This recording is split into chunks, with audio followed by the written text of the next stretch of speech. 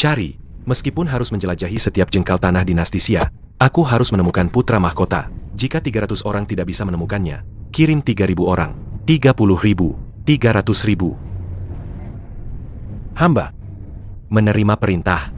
Jika putra mahkota mengalami masalah sekecil apapun, Kalian semua, bawa kepala kalian ke hadapanku. Yang Mulia.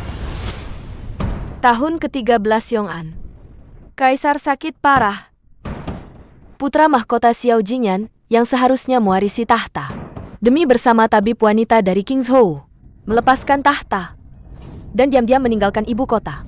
temukan dia untukku. Kaisar murka, mengutus komandan pengawal kerajaan untuk mencari putra mahkota. Suamiku, kali ini kita pergi ke ibu kota. Apakah orang tuamu akan menerimaku? King Han, jangan khawatir. Orang tuaku pasti akan menerimamu. Demi bersama King Han, aku sudah meninggalkan ibu kota selama setahun. Aku yakin ayahanda dan ibunda sudah tidak marah lagi. Sekembalinya ke ibu kota ini, bagaimanapun caranya, aku harus menikahi King Han, memberinya kemewahan seumur hidup. Xiao Jingyan, ajalmu sudah tiba. Kalian siapa? Bunuh dia. Baik,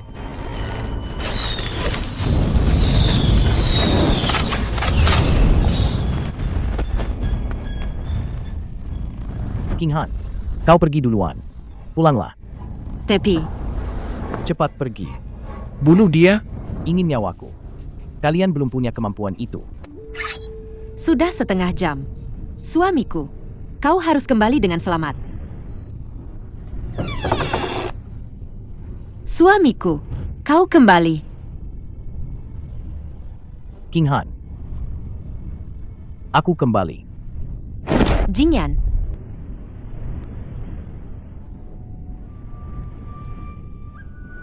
nyawanya akhirnya terselamatkan.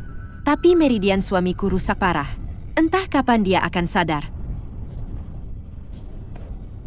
Kau gadis ini, apa kau sudah gila? Lihatlah luka-luka di tubuhnya itu. Jelas sekali dia adalah penjahat nekat yang hidupnya di ujung pedang. Kau bersikeras berurusan dengan orang seperti ini. Apa kau ingin seluruh keluarga kita? Apa kita semua harus ikut mati bersamamu? Ayah, Jingyan bukan orang jahat.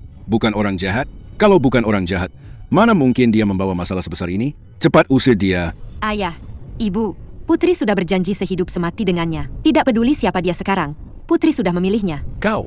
Bagus. Bagus sekali kau sudah memilihnya. Jika kau bersikeras tetap bersamanya, pergi dari rumah ini. Mulai sekarang, aku tidak akan menganggapmu sebagai putriku lagi. Ayah, King Han, cepat minta maaf pada ayahmu.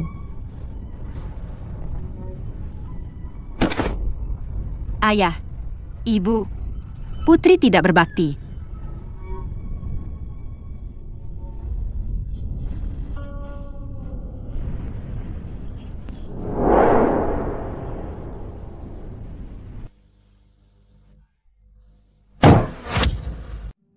Nak King Han, dengarkan nasihat orang tua ini. Lepaskan dia. Orang ini mengalami luka parah di semua organ dalam, dan meridiannya rusak. Bisa bertahan sampai hari ini saja sudah mukjizat. Kau seorang gadis yang belum menikah, mengapa harus menjaga orang yang seperti mayat hidup? Kau hanya akan menyia-nyiakan dirimu sendiri. Paman Yo, Anda tidak perlu membujuk lagi. Selama dia masih bernapas, aku tidak akan pernah meninggalkannya. Aduh, Gadis ini benar-benar keras kepala. Sudahlah, sudahlah. Aku dengar Akademi Medis Kerajaan di ibu kota baru saja membuat pil 9 pemulih jiwa. Mungkin bisa memperpanjang umurnya. Benarkah? Di mana aku bisa mendapatkan obat itu? Mendapatkan? Itu harganya 1.000 tahil perak. Kau seorang wanita lemah, bagaimana bisa mengumpulkan uang sebanyak itu?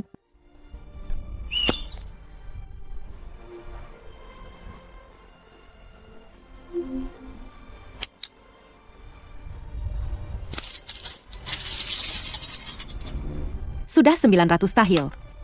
Jingyan, kau dengar? Tinggal 100 tahil lagi. Aku bisa membelikanmu obat penyelamat nyawa itu. Bagaimana bisa? Mengapa denyut nadinya tiba-tiba begitu lemah? Seolah-olah bisa berhenti kapan saja. Jingyan, kau sudah berjanji padaku. Akan menikahiku dengan 8 tandu. Kau tidak boleh mengingkari janji. Aku tidak mengizinkanmu mati. Ini satu-satunya kenangan yang kau tinggalkan untukku. Jingyan, untuk menyelamatkanmu, aku harus menggadaikannya dulu. Setelah kau sembuh, kita pasti bisa menebusnya kembali. Yang Mulia Permaisuri, Kaisar sedang tidak sehat. Beliau sudah setengah bulan tidak menghadiri rapat pagi. Menurut aturan leluhur, jika Kaisar sakit, putra mahkota harus mengurus negara. Namun, putra mahkota telah hilang selama 4 tahun. Kami khawatir sesuatu yang buruk telah terjadi padanya. Demi kelangsungan dinasti Xia, hamba memohon kepada Yang Mulia untuk mengangkat anggota keluarga kerajaan lain sebagai pewaris tahta demi menenangkan hati rakyat. Kurang ajar. Nasib putraku belum diputuskan. Kalian sudah tidak sabar ingin mengangkat penguasa baru, pejabat Li. Apa kau pikir aku mudah ditipu? Hamba gemetar ketakutan. Atau kau pikir kekuasaan dinasti Xia ini bisa kalian para pejabat atur sesuka hati? Setiap kata yang hamba ucapkan adalah demi dinasti Xia. Diam! Kalian semua punya motif tersembunyi. Apa kalian pikir aku tidak tahu? Buka mata kalian lebar-lebar dan lihat ini. Laporan mendesak dari mata-mata King's Ho. Di pegadaian setempat, ditemukan liontin giok naga milik putra mahkota. Hari ini aku akan memberitahu kalian. Kursi Istana Timur kosong selama 4 tahun, hanya untuk menunggunya kembali. Di mana Lu Yunting? Hamba di sini. Sampaikan titahku. Semua pengawal pribadi Istana Timur dan Jin Yiwei segera kumpulkan pasukan dan ikut denganku. Dan aku. Ibu Suri juga akan ikut. Pemilik pegadaian itu melihatku sangat membutuhkan uang. Dia hanya mau membayar 80 tahil. Ditambah tabungan selama ini, masih kurang 20 tahil penuh. 20 tahil. Dengan penghasilanku sehari-hari dari memetik obat dan menyulam, setidaknya butuh 1 bulan lagi. Tapi kau, mana mungkin bisa bertahan 3 hari lagi? Sudah selarut ini, siapa di luar? Kak, Meskipun kau menangis sampai buta. dia tidak akan bangun. King Lan? Kenapa kau datang? Lihat dirimu. Baru 20-an. Sudah jadi seperti apa ini? Masa mudamu yang indah. Habis untuk orang. Yang hidup tapi seperti mati ini. Kumohon padamu, jangan pedulikan dia lagi. Pulanglah. Aku tidak akan kembali.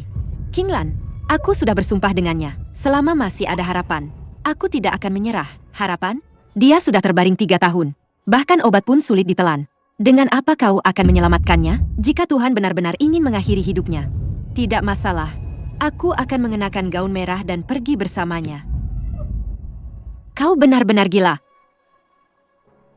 Ambil ini. Pergi beli obat penyelamat nyawa sialanmu itu. Ini. Begitu banyak tahil? King Lan, dari mana kau dapat uang ini? Ini 120 tahil. Ini tabunganku selama setahun mencuci pakaian orang. Sisanya adalah ayah menjual satu-satunya. 10 MU sawah yang tersisa di rumah. Ayah? Bukankah dia bilang dia menganggap tidak pernah melahirkan putri sepertiku? Kau pikir selama 3 tahun di luar? Kau tidak mati kelaparan atau kedinginan karena berkah Tuhan? Ayah itu hanya keras di mulut. Setiap kali kau hampir tidak kuat bertahan. Dialah yang memaksaku. Diam-diam menyelundupkan beras dan tepung. Ke halamanmu. Dia lebih rela makan dedak dan sayur sendiri. Dan tak pernah sekalipun benar-benar meninggalkanmu. Ayah, ibu, anakmu yang tidak berbakti. Anakmu yang menyusahkan kalian. Kak, jangan menangis lagi. Besok adalah ulang tahun ayah yang ke-50. Meski kau benar-benar ingin ikut mati bersama orang ini, besok tetap harus pulang menjenguknya. Dan bersujud menghormatinya. Baik. Aku akan pulang besok. Ayah, aku sudah bertanya-tanya. Di rumah Tuan Li desa sebelah sedang memungut hasil panen musim gugur. Kalau bantu angkut beras sehari, bisa dapat 50 keping uang. Kau gila? Di usiamu sekarang, masih mau memikul karung seberat ratusan jin? Apa kau tidak takut mati? Mau mati pun kenapa? Sifat King Han itu keras kepala. Dia mati-matian tak mau meninggalkan orang itu. Meski 50 keping ini sedikit, jika aku menabung sedikit, aku pasti bisa membelikannya beberapa obat dan makanan yang lebih baik. Ayah, ibu, putri kalian ini tidak berbakti. Putriku, akhirnya kau kembali. Cepat bangun, cepat bangun. Dasar gadis ini masih tahu jalan pulang. Sudahlah, jangan banyak bicara. Apa keluarga ini harus jadi seperti ini? Lihatlah dirimu, kau kurus sekali. Sendirian di luar sana. Berapa banyak penderitaan yang kau alami? Apakah pria itu benar-benar sebaik itu? Ibu, maafkan aku. Aku telah menyusahkan kalian.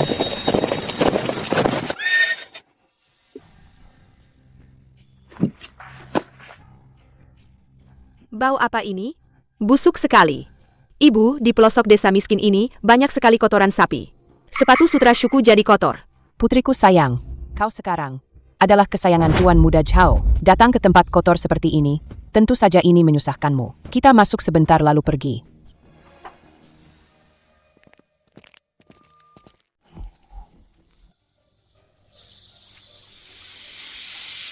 Paman kedua, bagaimanapun juga ini ulang tahunmu yang ke-50. Kenapa hanya makan makanan kasar seperti ini? Sup bening hambar seperti ini? Bahkan babi pun tidak mau makan. Bahkan babi pun akan jijik. Yuniang, bagaimana bisa kau bicara begitu tentang paman keduamu? Keluarga mereka, demi orang asing tak jelas asal-usulnya. Bahkan yang terakhir, 10 MU sawah pun dijual. Bisa makan nasi hangat saja. Sudah bagus. Kukira siapa? Bukankah ini pria liar yang ditemukan King Han? Pria liar itu, King Han. Katakan padaku, apa kau sudah gila? Demi sampah yang setengah mati ini, kau menjeret seluruh keluarga untuk makan dedak dan sayuran bersamamu. Sungguh bodoh tak tertandingi. Kakak ipar, King Han hanya ingin menyelamatkan orang. Mengapa kau harus merendahkannya seperti ini? Merendahkan? Adik ipar, kau benar-benar tidak tahu berterima kasih. Hari ini, aku sengaja datang untuk membawakan keluargamu kekayaan yang melimpah ruah. Tuan Muda Zhao, silakan masuk. Adik King Han, 3 tahun tak bertemu. Kau semakin cantik saja. King Han, asal kau mau mengangguk, ikutlah denganku dan jadilah selir ke-8ku. Gunung emas dan perak akan jadi milikmu. Pesta ulang tahun ayahmu ini, aku akan segera mengadakannya di restoran terbaik di kota. 10 meja penuh. Untuk apa kau menjaga mayat hidup seperti ini? Hanya membuang-buang masa mudamu. Zhao Tiande, lupakan saja niatmu itu. Aku, Shen King Han, hidup untuknya. Mati pun akan jadi hantunya. Meskipun aku mati kelaparan, aku tidak akan pernah menginjakkan kaki setengah langkah pun ke kediaman Zhao. Dasar tidak tahu diuntung. Tuan Muda Zhao mau melirikmu. Itu berkat leluhurmu. 500 tahil. Buka mata kalian lebar-lebar dan lihat. Ini adalah surat utang 500 tahil perak. King Han, 500 tahil. Cukup untuk membeli 10 gadis muda. Di rumah bordil. Hari ini, aku, Tuan muda ini akan memberikannya padamu. asal kau mengangguk, uang ini akan jadi milik keluarga Shen. Meskipun si lumpuh ini mati, kalian bisa menggunakan uang ini untuk membelikannya peti mati yang layak, bukan? Singkirkan uang kotormu itu. Jangan bicara 500 tahil. Bahkan jika seluruh keluarga Zhou Miu membawa semua hartanya ke sini, aku tidak akan meliriknya sedikitpun. Dasar jalan kecil. Sudah diberi muka malah tidak tahu diri. Tuan Muda Zhao menghargaimu. Itu adalah keberuntunganmu dari kehidupan sebelumnya. Hari ini, sebagai bibi besarmu, aku akan menggantikan orang tuamu untuk memberimu pelajaran yang baik. Dasar tidak tahu malu. Tuan, ditemukan. Liontin Giok itu memang digadaikan oleh seorang wanita dari desa keluarga Shen. Shen King Han. Sepertinya itu untuk menyelamatkan seorang pria misterius yang tidak sadarkan diri. Menurut deskripsi mata-mata, ciri-ciri fisik pria itu sangat mirip dengan putra mahkota yang mulia yang hilang 4 tahun lalu. Apa katamu? 4 tahun. Hamba telah mencari selama 4 tahun. Akhirnya ada kabar tentang yang mulia. Cepat, kita pergi sekarang juga. Selain itu, kirim surat cepat kepada Ibu Suri dan Permaisuri agar mereka langsung menuju desa keluarga Shen. Baik.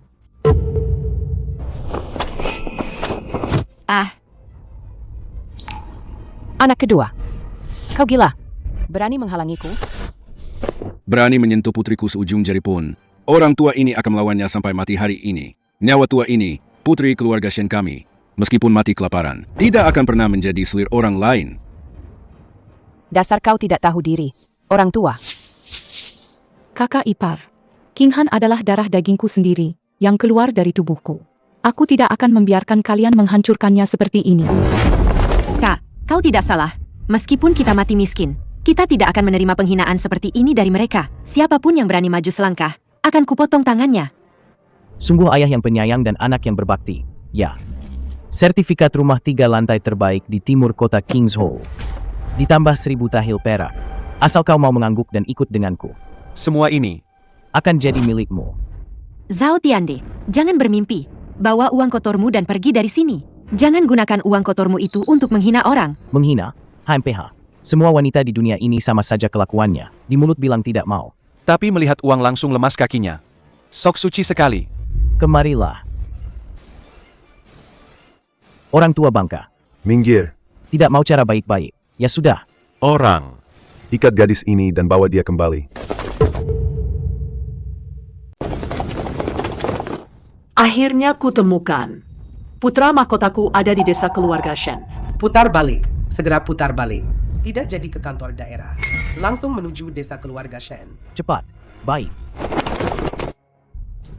Hentikan. Di siang bolong begini, kalian berani menculik gadis rakyat biasa. Di mata kalian, apa masih ada hukum kerajaan? Hahaha. Hukum kerajaan? Di wilayah Kingzhou ini, Ayahku adalah gubernur. Pamanku adalah jenderal besar. apa yang kukatakan adalah hukum. Tangkap dia.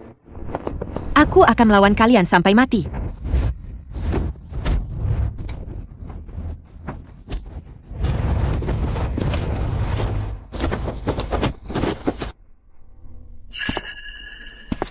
Hahaha. Dasar orang tua bangka. Memaksa tuan muda ini untuk bertindak kasar. Adik King Han, lihatlah ayah dan ibumu yang menyedihkan ini. Asal kau mengangguk sekarang dan setuju menjadi istri ke-8ku, selirku, aku akan segera memanggilkan tabib terbaik untuk mereka. Jika kau berani mengatakan tidak, hari ini aku akan di depan matamu. Patahkan tulang mereka inci demi inci. King Han, jangan pedulikan kami. Meskipun kami dipukuli sampai mati, kami tidak akan pernah menjual putri kami. King Han, jangan setuju dengan bajingan ini. Kak, kalau kau berani setuju dengannya, aku akan langsung menggigit lidahku sampai mati. Dasar jalang tidak tahu diri.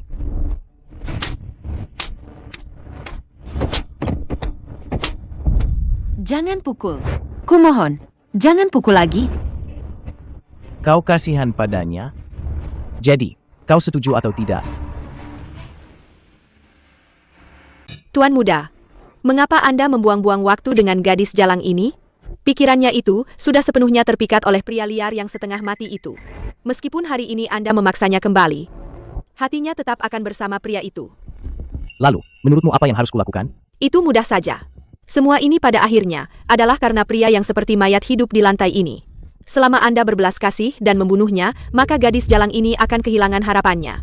Dia tidak punya siapa-siapa dan hanya bisa dengan sepenuh hati melayani Anda. Yuni yang benar sekali. Seorang pengemis yang tidak berguna. Mati saja. Seperti menginjak kecoa busuk. Siapa yang peduli? Ide bagus. Yuniang, kau memang cerdik. Apa yang akan kau lakukan? Zhao Tiande, jangan sentuh dia. Jingyan, jangan. Pergi ke alam baka. Mimpilah di sana. Mati kau. Kalian cari mati.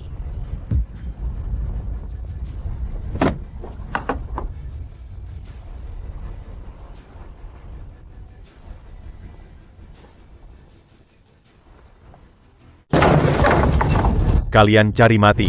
Siapa ini? Oh, ternyata pejabat Chen. Kenapa? Pejabat Chen hari ini tidak mengadili kasus di kantor daerah, Malah datang ke pelosok miskin ini? mengurusi hal yang bukan urusanmu. Di siang bolong, menculik gadis rakyat, dan membunuh tanpa pandang bulu. Zhao Tiande, apakah kau masih menghormati hukum dinasti Xia? Hahaha. Hukum. Di wilayah Kingzhou ini, Ayahku, Gubernur Kingzhou, adalah hukum. Chen Muzi, aku sarankan kau jangan ikut campur. Cepat bawa anjing-anjingmu ini pergi. Jangan mengganggu kesenanganku. Ini, wajah ini, benar-benar putra mahkota yang mulia. Langit punya mata. Hamba telah mencari selama 4 tahun. Akhirnya menemukan Anda. Yang mulia, Hamba datang terlambat. Beraninya kalian. Berani melukai rakyat tak bersalah. tangkap mereka. Zhao Tiande, bersama dengan para pelayan jahat ini, tangkap mereka semua. Kau berani? Hamba menerima gaji dari kaisar, dan memikul kekhawatiran kaisar. Hamba hanya mengakui hukum dinasti Xia. Pangeran yang melanggar hukum sama dengan rakyat biasa. Tangkap mereka. Siapapun yang berani melawan, bunuh di tempat. Chen Muzi, Kau pejabat rendahan, apa kau sudah gila? Kau berani menangkapku. Ayahku pasti akan membalasmu. Lu Yunting, hamba siap. aku dan Permaisuri sama-sama gelisah. Pasti ada sesuatu yang terjadi pada putra mahkota. Kau pimpin Jin Yiwei pergi duluan. Apapun yang terjadi, pastikan keselamatan putra mahkota. Hamba akan patuh. Chen Muzi, apa kau buta? Demi beberapa, Orang miskin rendahan ini, kau berani menangkapku. berapa banyak yang mereka berikan padamu? Kau harus memihak orang luar hari ini? Omong kosong. Sebagai pejabat yang bertanggung jawab, aku harus menegakkan hukum dengan adil. Kau di siang bolong, menculik gadis rakyat, dan berniat membunuh di depan umum. Aku melihatnya sendiri. Bukti sudah jelas. Omong kosong. Hukum macam apa itu? Di kota Kingzhou ini, keluarga Zhaoku adalah hukumnya. Ayahku, Adalah Gubernur Qingzhou, Zhao Ying. Pejabat tingkat 4. pamanku adalah jenderal besar. Kau hanya pejabat kecil tingkat 7. Siapa kau sebenarnya? Berani menyentuhku? Chen Muzi. Karena kau, pejabat anjing, tidak mau menghormati. Jangan salahkan aku jika aku tidak sopan. Aku akan menghitung sampai 3. Sebaiknya kau, segera suruh para anjing pelayan ini melepaskanku. Lalu dengan patuh berikan pada tuan muda ini 3 sujud keras dan akui kesalahanmu. Jika tidak, Aku akan menyuruh ayahku mencopot jabatanmu, dan kepalamu akan melayang. Pejabat Chen, Zhao Tiande menindas rakyat, dan bahkan ingin membunuh tunanganku. Mohon yang mulia pejabat yang adil, tegakkan keadilan untuk rakyat jelata ini. Nona Shen, jangan khawatir. Selama ada saya di sini, tidak ada yang boleh menyentuh sehelai rambut pun dari kalian. Ini adalah putra mahkota dinasti saat ini. Siapa yang berani menyentuhnya? Begitu pasukan kekaisaran tiba, Hukuman 9 klan pun tidak akan cukup. jika seorang pangeran melanggar hukum. Ia sama dengan rakyat biasa. Jangan bilang ayahmu adalah gubernur. Bahkan jika Kaisar Langit sendiri datang, hari ini saya akan tetap membawa penjahat sepertimu ke pengadilan. Kemari, bawa rantai, kunci dia rapat-rapat. Tangkap semua pelayan jahat itu. kau berani. Kepung mereka. Jangan biarkan seekor lalat pun lolos. Hahaha. Chen Muzi, kau tamat. Ayahku datang. Hari ini kalian semua, Tidak ada. satu pun yang akan Keluar hidup-hidup dari halaman ini. Aku ingin lihat. Siapa yang berani menyentuh anakku? Ayah, Akhirnya ayah datang. si Chen ini sudah gila. Dia malah membantu para rakyat jelata ini. Menindas anak ayah. Dia bahkan mau memborgolku ke penjara daerah. Ayah harus membantuku. Pejabat Chen, kau benar-benar punya wibawa yang besar. Ya, bagaimana bisa sekarang kau bahkan tidak menghormati atasanku? Berani-beraninya kau membuat onar di wilayah Kingzhou-ku. hamba tidak berani. Hanya saja, putra Anda membuat keributan di sini, menculik gadis rakyat, bahkan ingin membunuh warga tak bersalah. Hamba sebagai hakim daerah, hanya menjalankan tugas sesuai hukum. Menjalankan tugas sesuai hukum? Bagus sekali alasan menjalankan tugas sesuai hukum. Aku dengar, desa keluarga Shen ini menyembunyikan bandit besar. Dan kau, Chen Muzi, bukan hanya tidak menangkap pencuri, malah bersekongkol dengan para bandit ini, dan berniat memberontak. Pejabat Zhao, Anda memfitnah. Orang di ranjang itu jelas-jelas. Jelas-jelas apa? Hahaha, kenapa tidak dilanjutkan? Tidak bisa berkata-kata lagi, kan? Kemari. Bupati Kingzhou, Chen Muzi, bersekongkol dengan bandit, berniat memberontak. Dosanya tak termaafkan. Copot topi kebesarannya. Dan juga gerombolan rakyat jelata pemberontak ini. Tangkap mereka semua. Jika berani melawan, bunuh di tempat. Hidup atau mati, tidak peduli. Siap. Aku ingin lihat siapa yang berani. Jangan. Jangan. Jin Yiwei sedang bertugas. Siapapun yang menghalanginya akan dibunuh tanpa ampun.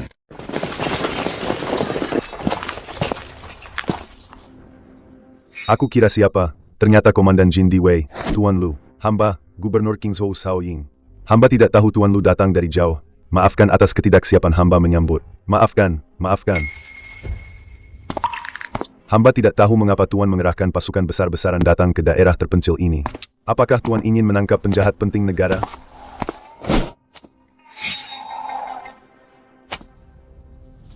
minggir. Nona Shen, jangan takut. Biarkan Tuan Lu melihatnya. Benar saja, itu putra mahkota yang mulia. Yang mulia terluka parah sekali. Latar belakang para pembunuh 3 tahun lalu itu belum terungkap sampai sekarang. Menurut laporan rahasia Jin Yiwei, masalah ini mungkin terkait dengan Pangeran Yong. Di kota Kingzhou ini, pasti ada mata-mata mereka. Sekarang yang mulia terluka parah dan koma. Jika identitasnya terungkap di depan umum, dia pasti akan diserang secara diam-diam. Tuan Lu.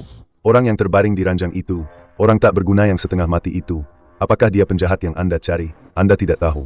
Chen Muzi ini, sebagai hakim daerah, berani menyembunyikan penjahat seperti ini. Hamba baru saja akan menangkap mereka semua untuk Anda. Tuan Zhao memang sangat rajin. Hamba diperintahkan untuk menyelidiki kasus penting. Orang ini adalah saksi kunci. Siapapun yang berani menyentuhnya, berarti melawan Jin Yiwei. Oh, begitu. Karena dia adalah saksi yang dibutuhkan Jin Diwei, hamba tentu tidak berani ikut campur. Hanya saja, Tuan Lu, Anda pasti lelah setelah perjalanan panjang. Terima kasih atas kerja keras Anda. Anda bisa membawa saksi ini. Tapi Chen Muzi ini berulang kali membantah ayahku. Dan beberapa orang ini, dasar rakyat jelata yang tidak tahu diri, berani-beraninya menolak permintaanku. Ini 1000 tahil perak. Dan sertifikat rumah terbaik di King's Hall. Anggap saja ini untuk saudara-saudara Jin Yi Wei minum teh dan bersantai, selama Anda bersedia membantu. Serahkan pejabat Chen dan wanita ini kepadaku. Untuk diajari pelan-pelan. Nanti, jika Tuan datang ke King's Hall, keluarga Zhao pasti akan menghormati Anda. Seperti leluhur. Tuan Lu, Anda adalah pasukan pribadi Kaisar, mewakili kehormatan yang mulia. Apakah hari ini, Anda juga akan bersekongkol dengan pejabat korup ini?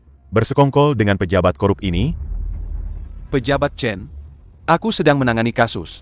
Kapan giliranmu ikut campur? Tuan Lu, ayah dan anak keluarga Zhao ini di Qingzhou sangat berkuasa, menculik wanita, dan membunuh orang sembarangan. Orang yang terbaring di ranjang ini, jelas adalah rakyat tak bersalah yang mereka aniaya. Jika Anda menerima suap kotor ini, bagaimana Anda bisa pantas mengenakan seragam Jin Yi Wei ini? Jika Anda ingin menangkapku hari ini, tangkaplah. Jika Anda ingin membunuhku, bunuhlah. Aku, Chen Muzi, tidak akan mundur selangkah pun, bahkan jika mati. Chen Muzi, kau sudah diambang kematian, masih berani menuduhku? Yang mulia Lu pasti tahu yang benar. Mana mungkin terhasut oleh pengkhianat sepertimu? Yang mulia Lu, anjing gila ini menggonggong, mengotori telinga Anda. Bagaimana kalau hamba saja yang melakukannya, mencabut lidahnya untuk Anda? Tuan Zhao benar-benar sangat murah hati.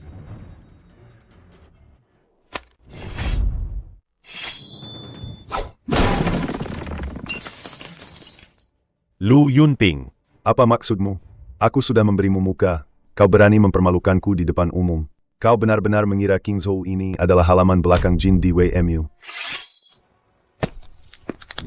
Tuan Zhao, hanya 1000 tahil ini, kau ingin membeli nyawa pejabat peringkat 7 di istana? Bahkan kau ingin membeli nyawa yang mulia ini? Keberanianmu benar-benar tak terbatas. Hahaha. Zhao Ying, Zhao Tiande, apa kalian pikir semua pejabat di dunia ini sama seperti kalian, korup dan tak tahu malu? Yang mulia Lu adalah pasukan pribadi Kaisar. Mana mungkin terpengaruh oleh kalian? Suap kotor ini. Bagus. Bagus kau, Lu Yunting. Menolak kebaikan, maka akan menerima akibatnya. Kau benar-benar berpikir hanya karena mengenakan seragam Jin Di Wei, kau bisa seenaknya di Kingzhou. Aku beritahu kau, kakak iparku adalah Jenderal Besar Kingzhou. Jika hari ini kau berani menyentuhku sehelai rambut pun, aku jamin kau tidak akan bisa keluar dari kota Kingzhou ini.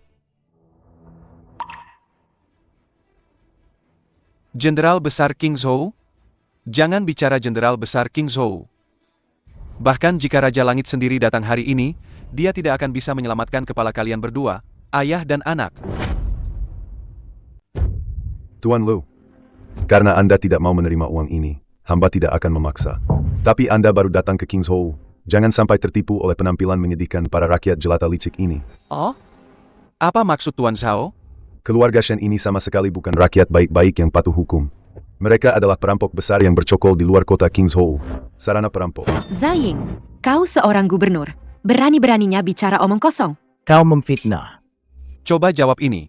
Pria lumpuh di ranjang ini sekujur tubuhnya. Penuh luka bacok yang bisa membunuh. Kalau kalian benar-benar keluarga baik-baik, kenapa berani menyembunyikan pria? Berluka bacok di rumah selama 3 tahun? Warga baik mana yang mau menjaga? Orang terluka parah yang tidak jelas identitasnya. Pejabat Lu. Ini jelas karena mereka tidak adil membagi rampasan, lalu saling membunuh. Si lumpuh itu pasti pemimpin perampok. Aku membawa pasukan hari ini. Tepatnya untuk membasmi perampok. Pengikut Pangeran Yong di Kingzhou memiliki jaringan kekuasaan yang sangat kuat. Pembunuh yang mencoba membunuh putra mahkota 3 tahun lalu sangat mungkin bersembunyi di kalangan pejabat Kingzhou. Kalau identitasnya terbongkar di depan umum sekarang, identitas putra mahkota pasti akan membuat mereka nekat dan mengamuk. Oh, perampok kelas kakap. Kau bilang, pria di ranjang ini sebenarnya siapa? Kenapa sekujur tubuhnya penuh luka bacok? Pejabat, dia tunanganku. 3 tahun lalu kami dirampok di gunung. Dia terluka bacok saat melindungiku dari penjahat. Keluarga Shen kami bersih dan jujur. Seluruh desa bisa jadi saksi. Pejabat yang adil, aku Shen Laohan selalu bertindak jujur dan teguh. Dia adalah calon menantuku. Ayah dan anak keluarga Zhao tertarik pada kecantikan putriku. Ketika mereka gagal memaksanya menjadi selir, mereka menjebaknya. Yang mulia, tolong selidiki. Kalian para binatang berseragam. Mulut kalian penuh kotoran. Tuan Lu, lihatlah betapa sombongnya rakyat jelata ini. Mereka bahkan berani memaki pejabat istana.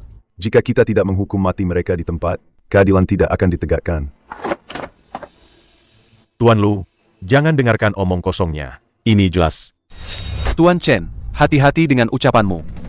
Identitas orang di ranjang ini, kurasa kita berdua sudah tahu. Saat ini, musuh tersembunyi dan kita terlihat jelas. Situasinya sangat rumit.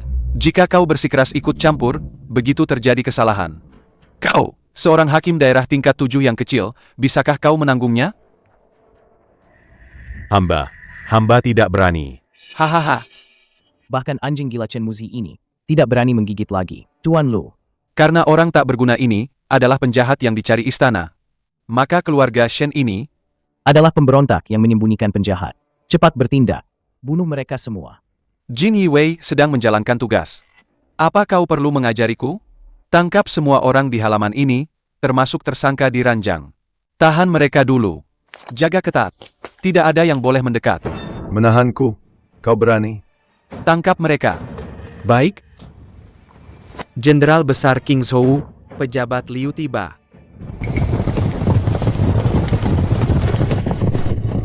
Paman datang. Paman datang membawa pasukan besar. Kau, Lu. Sekarang kau tidak bisa pergi lagi.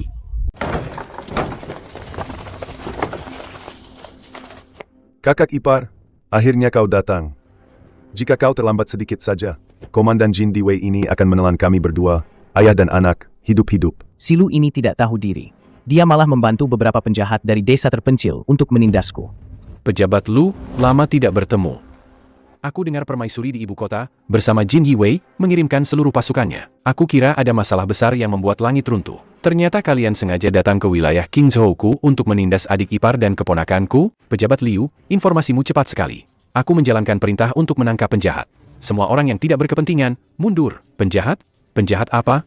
Sampai pejabat Lu harus bertindak sejauh ini, karena orangnya ada di wilayah King Zhouku, dan melibatkan bandit. Sebagai Jenderal Besar King Zhou, aku harus mengambil alih kasus ini. Pejabat Lu, beberapa ratus orang yang kau bawa ini, di kota King Zhou ini, sepertinya tidak bisa melindungi penjahat ini, kan? Lebih baik serahkan pada markas besar King Zhouku. Aku jamin akan menyelidiki mereka sampai tuntas. Pejabat Liu datang begitu cepat. Pasti Zhao Ying sudah memberitahu. Orang ini mungkin ada hubungannya dengan Pangeran Yong. Tidak bisa melawan secara langsung. Keselamatan yang mulia lebih penting dari segalanya. Hanya bisa berpura-pura setuju untuk sementara. Mengulur waktu menunggu permaisuri. Karena pejabat Liu begitu antusias, maka kelompok bandit keluarga Shen ini, sesuai perkataan Gubernur Shao, akan ditahan terlebih dahulu. Tapi orang-orangnya harus dijaga bersama oleh Jin Yiwei-ku dan markas besar King Zhou. Hahaha, omong kosong apa ini? Pasukan pribadi Kaisar, setelah bertemu pamanku, dia pasti akan tunduk. Karena Tuan Lu sudah menjatuhkan hukuman. Tidak perlu dipenjara. Si sampah yang setengah mati ini, Tuan muda ini sendiri yang akan menghabisinya untuk kalian.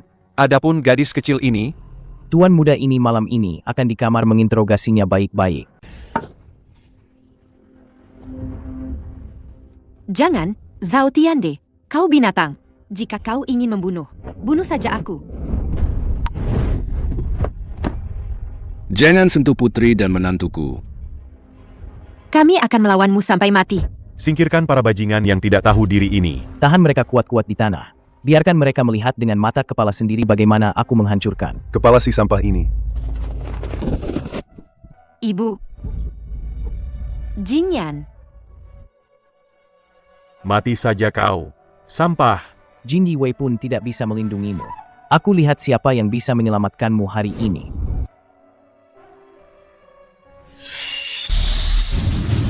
Hentikan.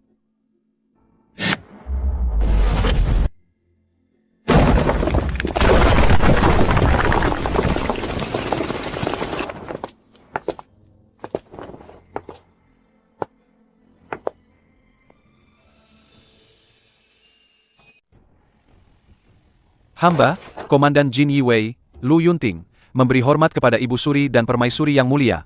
Panjang umur, panjang umur, panjang umur.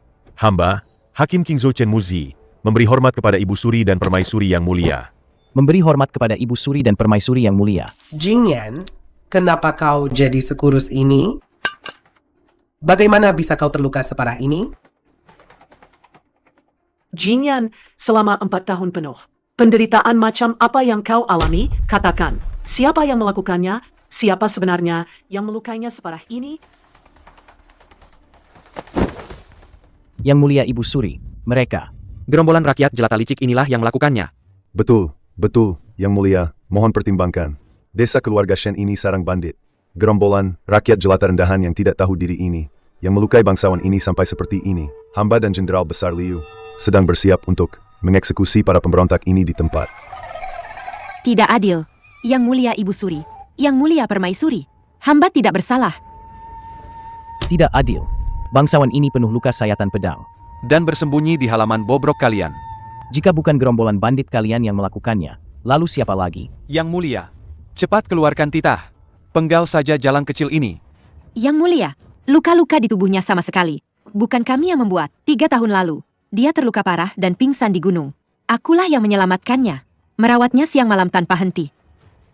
Benar, Yang Mulia. Kami sekeluarga telah merawatnya dengan sepenuh hati. Sama sekali tidak ada niat jahat. Apa katamu? 3 tahun? Dia terbaring di sini selama 3 tahun penuh.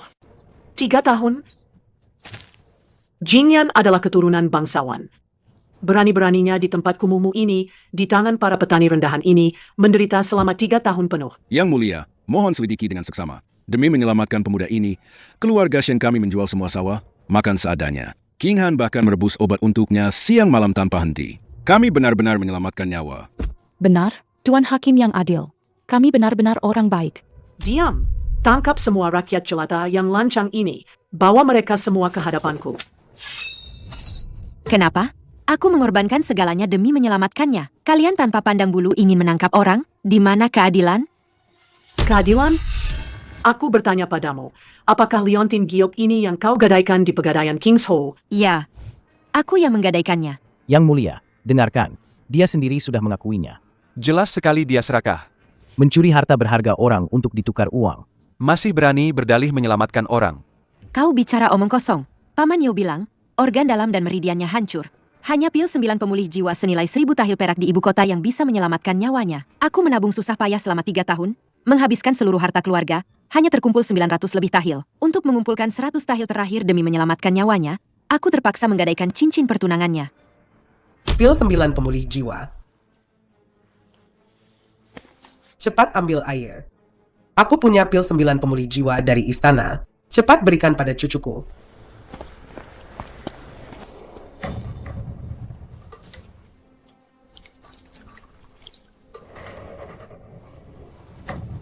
Kenapa bisa begini? Kenapa dia belum bangun? Kenapa Jingyan belum bangun? Wei, kenapa obat ini tidak berguna? Apakah Jingyan akan mati? Dasar jalang. Kau wanita iblis penuh kebohongan. Apa itu pil 9 pemulih jiwa? Apa itu merawat selama 3 tahun? Jelas-jelas kau, wanita iblis ini, menggunakan racun terlarang, sengaja memperpanjang nyawa Jingyan demi mengincar kekayaan dan kedudukannya. Aku tidak. Aku, Shen King Han, selalu bertindak jujur dan bermartabat. Tidak pernah terlintas di pikiranku untuk menginginkan kekayaan maupun kedudukan. Dialah yang berjanji sendiri akan menikahiku. Yang Mulia, Wanita murahan ini memang tidak akan jera sampai melihat peti mati. Menurutku, seluruh keluarga mereka harus dihukum mati dengan cara yang paling kejam, sebagai tumbal untuk sang bangsawan. Benar sekali. Penjaga, bawa wanita iblis ini beserta seluruh orang di halaman ini, seluruh keluarga Shen. Hukum mati di tempat atas perintahku. Balaskan dendam Jingyan. Kalian semua, Binatang yang tidak tahu balas budi. Kakakku rela mengorbankan segalanya demi dia. Bahkan nyawanya sendiri pun dia pertaruhkan. Tapi kalian baru datang sudah ingin membunuh. Aku habiskan seluruh harta keluarga, menguras seluruh tenaga dan pikiranku. Bahkan nyawaku sendiri pun rela kuberikan padanya. Aku tidak menuntut kalian membalas budi. Tapi atas dasar apa kalian bisa seenaknya menghilangkan nyawa orang? Hanya karena kalian berkedudukan tinggi? Hanya karena kalian mengenakan pakaian mewah? Kalian bisa bertindak tidak adil begitu saja? Dengan hak apa kalian menindas orang seperti ini? Dengan hak apa? Dasar rakyat jelata buta. Pasang telinga kalian, dengarkan baik-baik. Yang terbaring di ranjang itu adalah pewaris tahta masa depan dinasti Xia kami, putra mahkota yang berkuasa, Xiao Jingyan. Putra? Putra mahkota?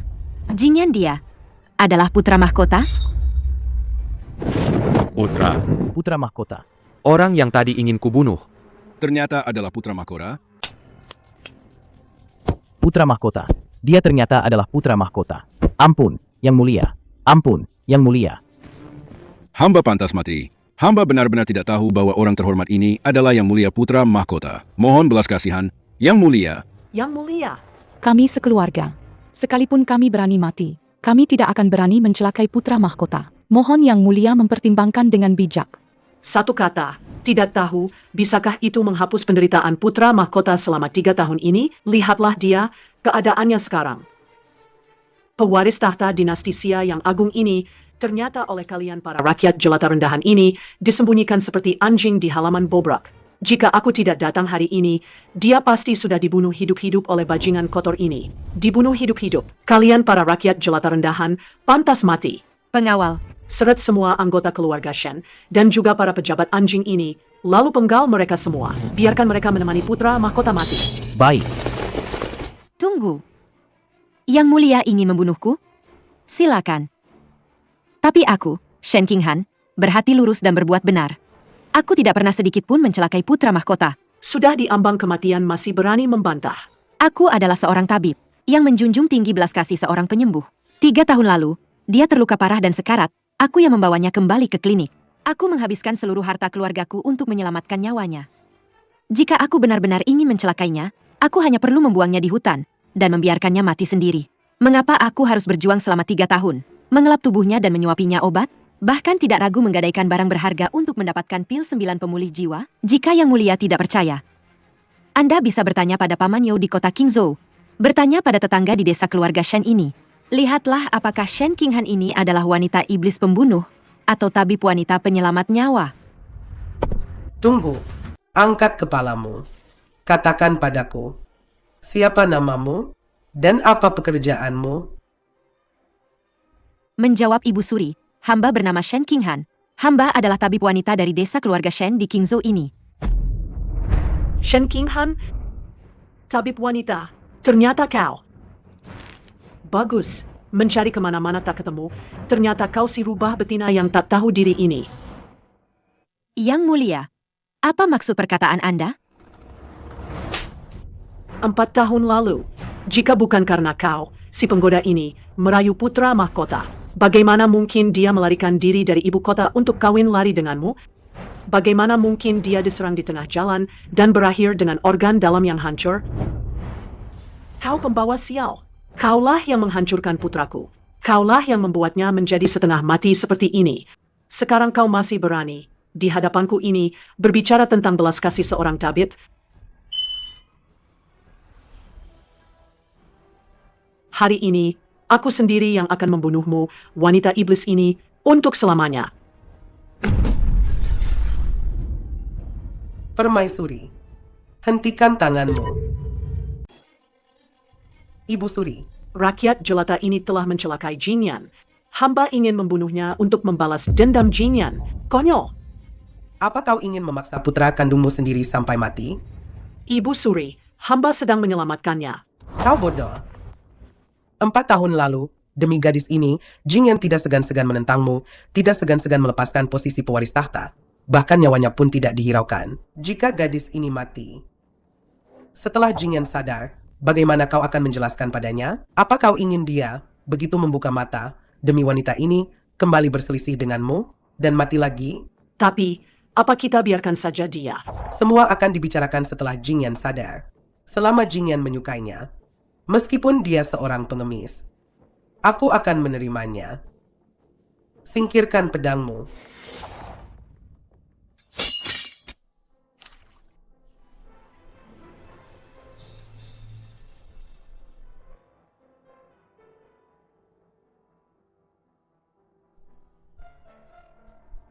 Ibu Suri, Permaisuri bergerak, tangan Yang Mulia bergerak. Jingyan. Anakku. Jingyan, kau akhirnya sadar?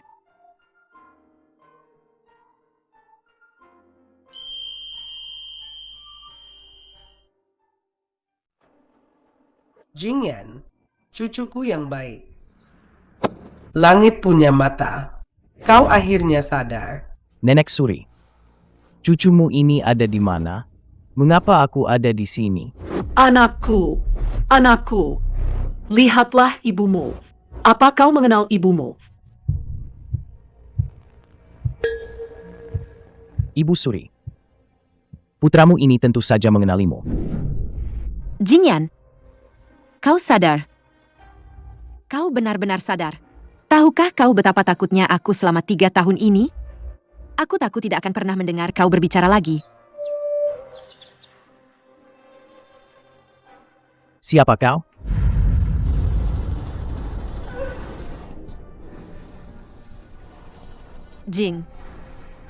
Jingyan, apa yang kau katakan? Jingyan, ini aku. Aku King Han. Lihatlah aku baik-baik. Apa kau tidak mengingatku? Kurang ajar. Aku adalah putra mahkota dinasti Xia. Bagaimana mungkin aku mengenalmu?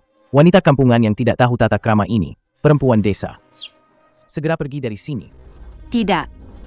Tidak mungkin. Kau lupa 3 tahun lalu, di bawah tebing Qingzhou. Apa yang kau ucapkan? Kau berjanji akan menjagaku seumur hidup. Kau menyerahkan Leontin Giok naga ini kepadaku. Kau berkata, Diam. Jingyan baru saja sadar dari luka beratnya, pikirannya belum sepenuhnya jernih. Wanita gila yang penuh omong kosong ini, demi mendongkrak status dan mendekati kaum bangsawan, berani di hadapan Ibu Suri dan aku mengaku-ngaku sebagai kerabat kerajaan. Benar-benar pantas mati. Yang mulia benar sekali. Perempuan murahan ini jelas-jelas melihat putra mahkota begitu mulia dan kaya raya, ingin memanfaatkan kesempatan untuk menempel pada yang mulia dan mengejar kemewahan. Harus dihukum berat.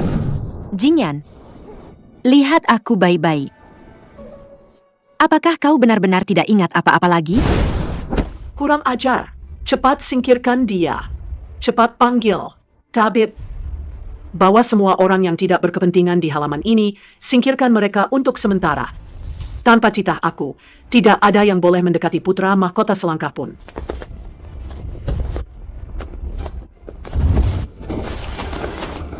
Lepaskan aku.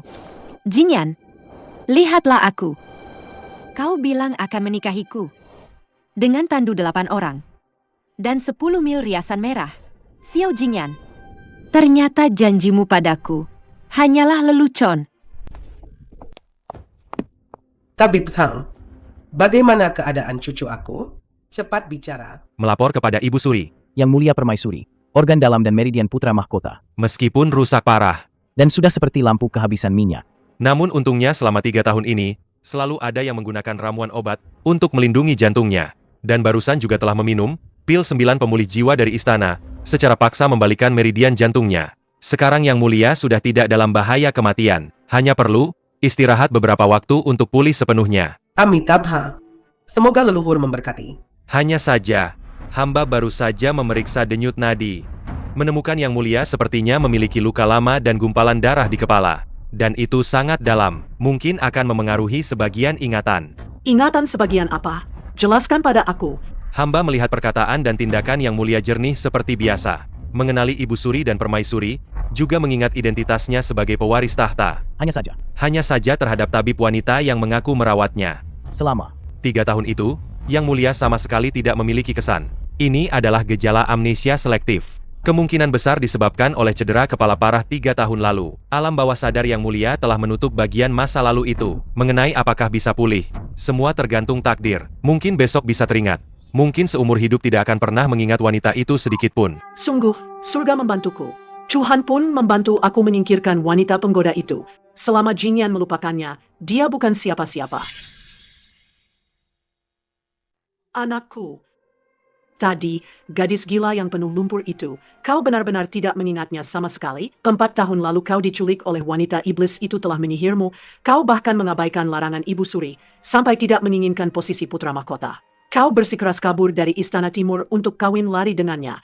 Anakmu tidak ingat apa-apa. Ibu Suri pasti bercanda. Anakmu adalah putra mahkota dinasti Xia yang agung, calon penguasa tertinggi. Mana mungkin demi seorang wanita kampung rendahan dari desa terpencil, melakukan hal yang tidak senonoh ini. Sungguh konyol. Ibu Suri, apa yang sebenarnya terjadi 4 tahun lalu? Aku kawin lari. Mengapa aku meninggalkan ibu kota? Dan mengapa aku terluka parah seperti ini? Terjebak di tempat kotor, rusak, dan menjijikan ini? Ceritanya panjang. Jelas sekali para pemberontak dan pengkhianat itu bersekongkol dan berniat jahat menyerangmu di tengah jalan. Adapun tabib wanita yang penuh omong kosong itu. Dia hanya memanfaatkan saat kau koma, ingin mendapatkan kekayaan dan kemuliaan, hanya rakyat jelata yang mengaku-ngaku kerabat kerajaan. Benarkah itu? Sudahlah, anakku, kau baru saja sadar, jangan terlalu memikirkan hal-hal ini lagi. Masalah-masalah ini, permaisuri sendiri yang akan membereskan semuanya untukmu. Yang terpenting sekarang adalah segera berangkat, ikut permaisuri kembali ke istana untuk memulihkan diri. Hamba serahkan semuanya pada permaisuri. Lu Yunting, putra mahkota. Karena putra mahkota sudah melupakan wanita rendahan itu, dia tidak bisa dibiarkan hidup. Pergi. Cari tempat sepi dan habisi dia. Aku ingin dia diam selamanya. Lu Yunting, kenapa tidak bergerak? Habisi wanita iblis ini di tempat.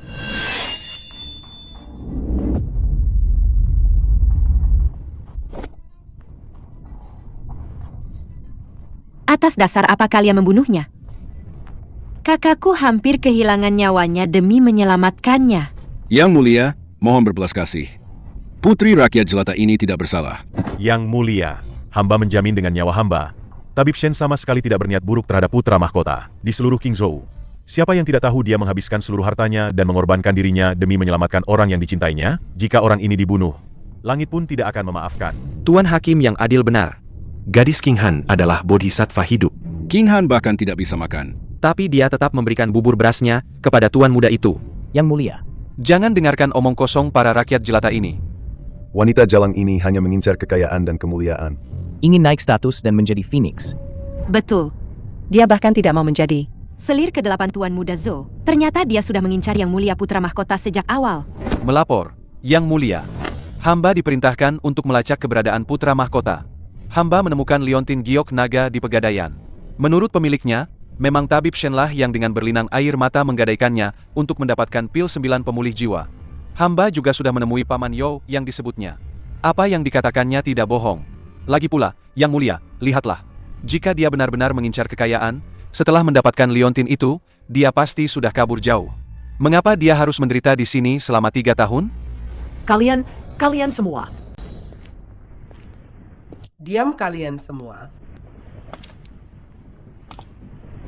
Gadis kecil, angkat kepalamu. Biarkan aku melihatnya.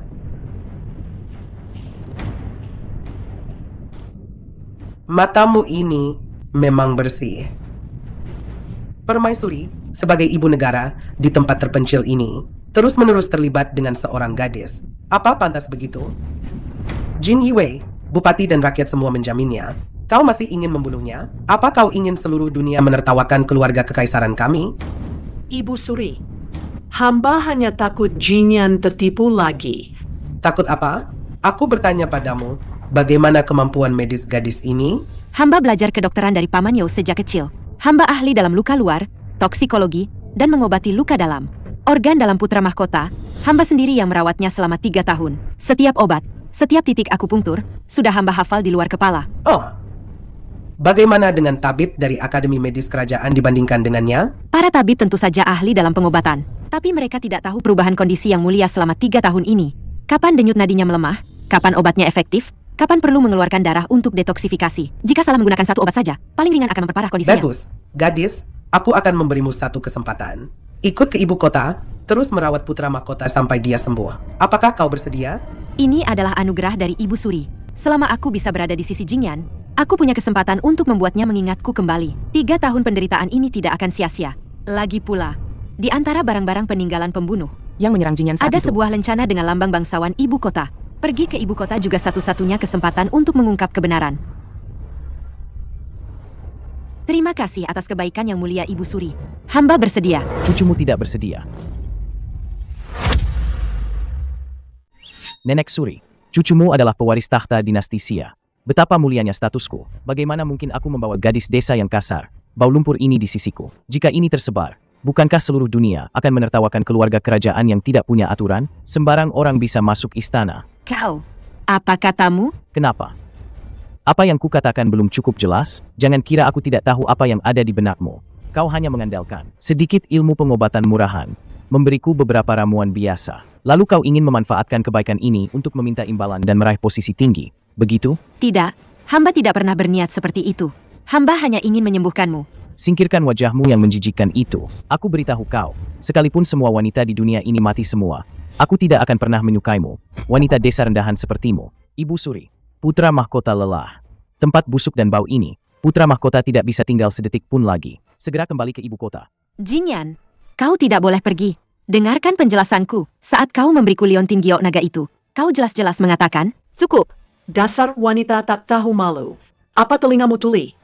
Karena putra mahkota bilang dia tidak suka, berarti dia memang tidak suka. Kau ini siapa? Berani-beraninya kau di sini terus mengganggu. Jika kau berani mengganggu putra mahkota lagi, jangan salahkan aku jika aku kejam. Aku akan mencabik-cabikmu, wanita penggoda ini, dan memusnahkan 9 keturunanmu. King Han, jangan khawatir. Orang tuaku pasti akan menerimamu. King Han, aku kembali. Jingyan. Jingyan, meskipun harus menghabiskan seluruh hartaku, meskipun harus menukar nyawaku dengan nyawamu, aku pasti akan menyelamatkanmu. Aku telah membayangkan berkali-kali bagaimana akhirnya saat kau terbangun. Aku pikir kau akan memelukku dan menangis. Aku pikir kau akan membawaku pulang dengan bangga. Tapi aku tidak pernah menyangka. Kau akan menatapku seperti musuh. Bahkan, tidak ingat siapa aku. Tidak ingat siapa aku. Tidak, ini tidak nyata. Jingyanku, mengapa kau memperlakukanku seperti ini? Kak. Anakku sayang, kau membuat ibu ketakutan setengah mati. Ini 100 tahil.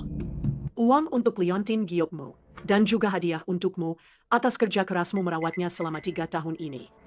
Ambil ini dan enyah dari hadapanku.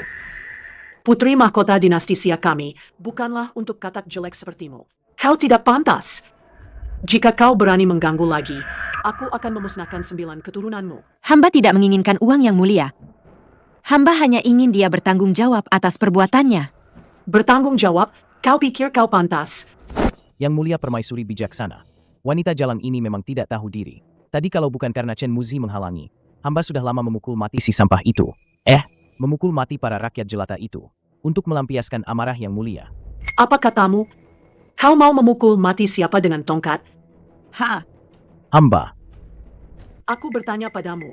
Tadi, kau ingin memukul mati putra mahkotaku dengan tongkat.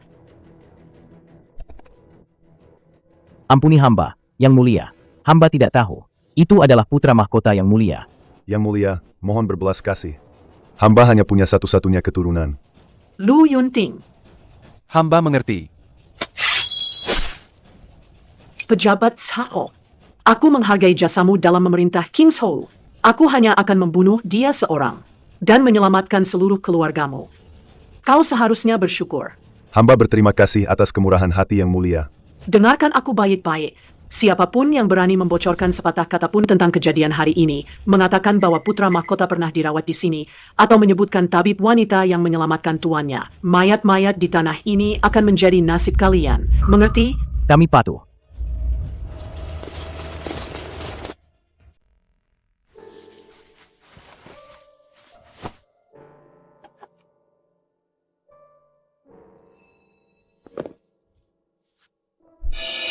Kakak, apa kau benar-benar akan pergi ke ibu kota untuk mati? King Lan, aku sudah memutuskan. Nak, istana kekaisaran itu besar, kau bahkan tidak tahu di mana letak pintunya. Ayah, ibu, putri tidak berbakti, tapi orang itu adalah orang yang putri jaga selama 3 tahun, orang yang putri selamatkan dengan nyawa putri. Aku tidak bisa hanya melihatnya mengalami sesuatu karena kesalahan pengobatan. Lagi pula, putri juga punya satu hal yang harus diselidiki di ibu kota. Jika nanti dia sudah pulih sepenuhnya, tapi masih tidak mengingatku, putri pasti akan kembali dan tidak akan pernah membahas ini lagi. Perjalanan jauh butuh bekal. Bawa perak receh ini. Ayah. Kak, Untuk jaga-jaga. ingat.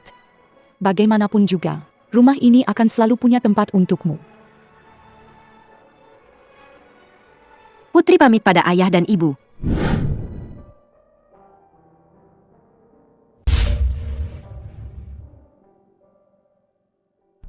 Nona, Nona, bangunlah. Bangunlah.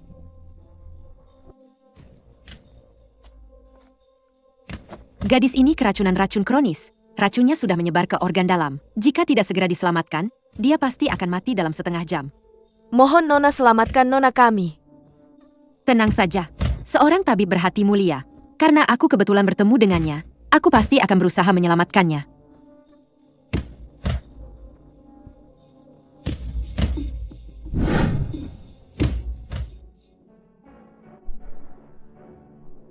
Nona, Anda sudah bangun. Terima kasih. Nona, atas anugerah penyelamatan hidup ini. Jangan bergerak. Racun di tubuhmu belum sepenuhnya bersih. Aku akan memberimu akupunktur dulu untuk menstabilkan, lalu meresepkan obat. Nona, Anda benar-benar seperti Dewi Penolong. Tuan putri kami. Adalah putri sulung keluarga Qin di ibu kota. Diracun oleh orang jahat, lalu diculik oleh penjahat. Mohon selamatkan dia. Keluarga Qin? Keluarga Qin yang mana? Ya, kediaman Adipati Qin saat ini. Tuan putri kami adalah putri kandung Adipati Qin. Qin Liangyu. Putri Adipati Qin. Mungkin bisa membantuku masuk ke istana. Dan juga membantuku menyelidiki asal-usul lencana tembaga ini. Aku bisa membantu Nona Qin menetralkan racunnya sepenuhnya. Tapi ada satu syarat. Syarat apa? Aku ingin masuk ke Akademi Medis Kerajaan. Atau, setidaknya beri aku kesempatan untuk menemui seorang pasien di istana.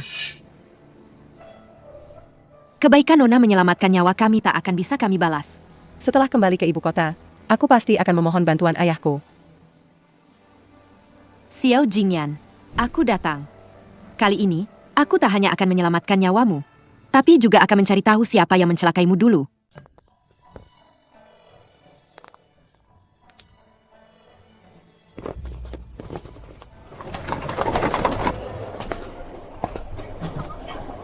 Cepat, cepat, cepat. Kalau terlambat, nanti tidak kebagian tempat. Yang Mulia Putra Mahkota hari ini di panggung tinggi timur kota membagikan bubur dan beramal. Dengar-dengar, beliau juga akan mengumumkan Putri Mahkota di sana. Ayo. Pernikahan megah, seluruh negeri bersuka cita. Yang Mulia Putra Mahkota benar-benar setia dan berhati mulia. Begitu kembali ke ibu kota, beliau langsung ingin menepati janji yang dulu. Menjadikan negeri sebagai mahar, dengan tandu 8 pengusung, menikahi gadis yang menyelamatkannya itu. Negeri sebagai mahar. Tandu 8 pengusung. Dia sudah ingat. Jingyan tidak lupa.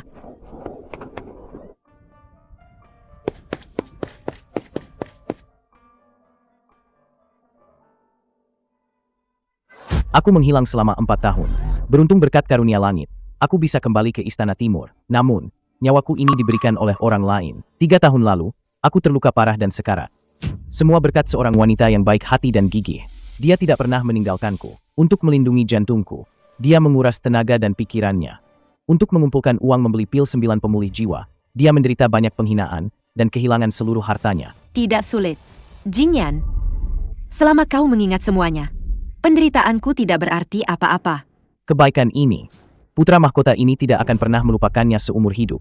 Putra mahkota ini pernah bersumpah di samping ranjangnya hari ini. Jika suatu hari nanti kembali ke Istana Timur, pasti akan memberinya pernikahan megah. Satu pasangan seumur hidup. Hari ini, putra mahkota ini akan di hadapan seluruh rakyat kota, mengumumkan calon putri mahkota dinasti Xia kita. Bagus, bagus, bagus. Dia adalah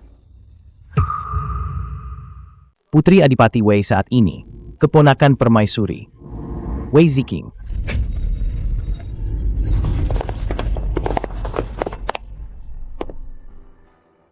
Yang Mulia terlalu berlebihan. Bisa melayani Yang Mulia selama 3 tahun, adalah berkah Ziqing dari 3 kehidupan. Jangan katakan menghabiskan seluruh harta. Bahkan jika nyawa Ziqing yang diminta, Ziqing pun rela. Ziqing, aku bertanya padamu, apakah kau ingin menjadi putri mahkota? Bibi juga ingin kau menjadi menantu Bibi. Tapi Jingyan sepertinya tidak mencintaimu. Bibi, Ziqing. Ziqing sejak kecil. Aku hanya menyukai kakak Jingyan. Meskipun dia tidak menyukai Ziqing, Ziqing tetap bersedia melayaninya seumur hidup. Baiklah, karena kau memiliki niat seperti itu, maka aku akan mengabulkannya. Ziqing berterima kasih atas restu Bibi. Ibu Suri, beberapa hari ini hamba sering bermimpi tentang sosok yang samar. Sepertinya dia sedang merebus obat dan membersihkan tubuh hamba, tapi hamba tidak bisa mengingat wajahnya. Putraku, itu adalah Ziqing. Setelah kau diserang, dialah yang mempertaruhkan nyawanya untuk melindungimu. Dan tanpa henti, dia merawatmu selama 3 tahun penuh. Tapi, apa Ibu Suri akan membohongimu? Setelah kau kembali ke ibu kota, bagaimana Ziqing memperlakukanmu? Apa kau tidak merasakannya? Wanita gila di desa keluarga Shen itu hanyalah seorang wanita desa yang gila. Dia hanya serakah akan kekayaan dan mengklaim jasa orang lain. Ziking, selama 3 tahun ini, kau pasti sangat menderita. Mulai sekarang, aku akan memberikan semua yang terbaik di dunia ini kepadamu. Aku akan meletakkannya di hadapanmu. Hidup putra mahkota. Hidup putri mahkota. Pasangan serasi. Wei Ziking, kenapa dia? Itu 3 tahun hidupku. Itu darahku. Itu nyawaku. Palsu. Semuanya palsu. Xiao Jingyan, lihat aku. Akulah wanita yang menyelamatkanmu. Wei Ziking itu penipu. Dia pembohong. Dasar wanita gila. Berani-beraninya kau datang ke ibu kota untuk membuat keributan. Aku rasa kau sudah bosan hidup. Kak Jingyan, siapa dia? Menakutkan sekali. Kenapa kau memfitnah Ziking di depan umum? Mungkinkah kau ingin merebut kasih sayang yang mulia? Ziking, jangan takut. Dia hanya rakyat jelata serakah yang ingin naik status. Dasar wanita beracun. Dulu di Kingzhou kau sudah punya niat jahat. Sekarang masih berani datang mengacau. Adik perempuan, aku tahu kau berasal dari keluarga miskin dan menginginkan kemewahan. Tapi kau juga tidak bisa mengarang cerita begitu saja. Selama 3 tahun ini, aku tidak pernah melepas pakaian di Istana Timur, menguras seluruh tenaga dan pikiranku. Hanya dengan satu kalimat darimu, kau ingin menghapus semua pengorbananku? Apa-apaan ini? Bahkan berani mengklaim telah menyelamatkan putra mahkota. Pukul sampai mati wanita desa tak tahu malu ini. Xiao Jingyan, lihat baik-baik. Ini adalah luka sayatan yang kudapatkan saat pembunuh datang membalas dendam di tahun pertama kau koma. Aku melindungimu.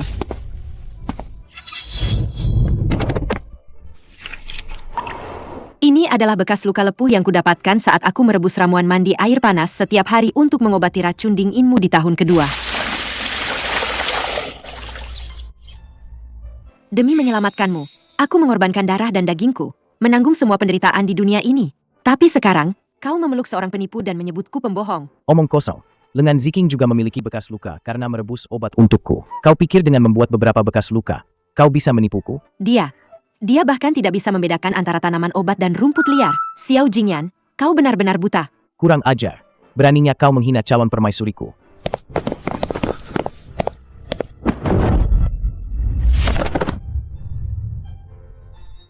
King Han, jika ada yang berani menyentuh sehelai rambutmu, aku pasti akan membunuhnya. Bahkan aku sendiri tidak akan pernah tega menyentuhmu sedikit pun. Xiao Jingyan, apakah kau benar-benar akan memperlakukanku seperti ini? Apakah di hatimu, aku hanyalah seorang penipu ulung? Ya, kau wanita jalang penuh kebohongan. Melihatmu, membuatku merasa sangat jijik. Bahkan jika aku mati di sini hari ini, kau tidak akan pernah menyesal? Jika kau mati, aku akan memberimu tikar usang dan membuangmu ke kuburan massal untuk dimakan anjing. Aku tidak akan pernah menyesal. Kakak King Han, apakah ini kekasih yang kau katakan akan kau selamatkan saat datang ke ibu kota? Qin Liangyu, kapan kau kembali ke ibu kota? Untuk apa kau kemari? Jika aku tidak datang, bukankah aku akan melihat yang mulia? Memainkan sandiwara membalas kebaikan dengan kejahatan ini. Sampai akhir. Yang mulia, aku dan kau sudah saling kenal sejak kecil. Aku tahu kau bukan orang yang tidak tahu berterima kasih. Tapi perbuatanmu hari ini sungguh keterlaluan. Kakak Qin, apa kau sudah gila karena sakit? Bagaimana bisa kau membela wanita desa seperti dia? Diam, kau pikir kau siapa? Tidak pantas memanggilku kakak. Orang lain mungkin tidak tahu. Apa yang kau lakukan selama 3 tahun ini? Tapi keluarga Qin ku tahu. Kau bahkan jarang keluar dari gerbang kediaman WMU. Dengan apa kau pergi ke Kingzhou menyelamatkan orang? Dengan mulutmu? Qin Liangyu, jangan sampai kau tertipu oleh wanita iblis ini. Dia hanya tahu sedikit ilmu pengobatan dasar, lalu membujukmu dengan kata-kata manis. Yang mulia, kau begitu keras kepala. Apa kau tahu gadis ini? Nona Qin, jangan bicara lagi.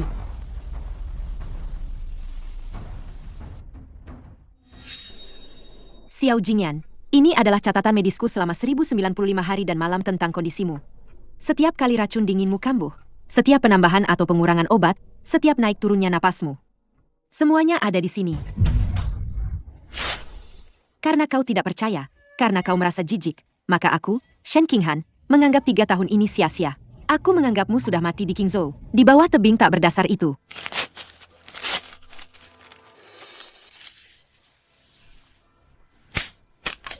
Mulai sekarang, kita putus hubungan. Hidup atau mati, kita takkan pernah bertemu lagi. Xiao Jingyan, suatu hari nanti, kau akan menjilat setiap tetes air mata darah yang kau tumpahkan hari ini. Ayo pergi.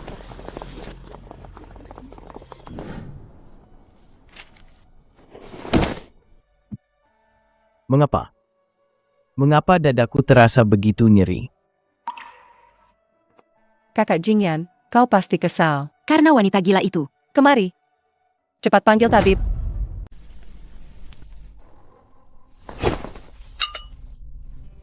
Kakak Jingyan, saatnya minum obat. Ini adalah sup penguat tubuh yang direbus oleh Akademi Medis Kerajaan selama 3 jam. Cepat minum selagi hangat. Terlalu pahit. Singkirkan. Yang Mulia bicara omong kosong apa? Obat pahit itu baik untuk penyakit. Mana ada obat yang tidak pahit di dunia ini?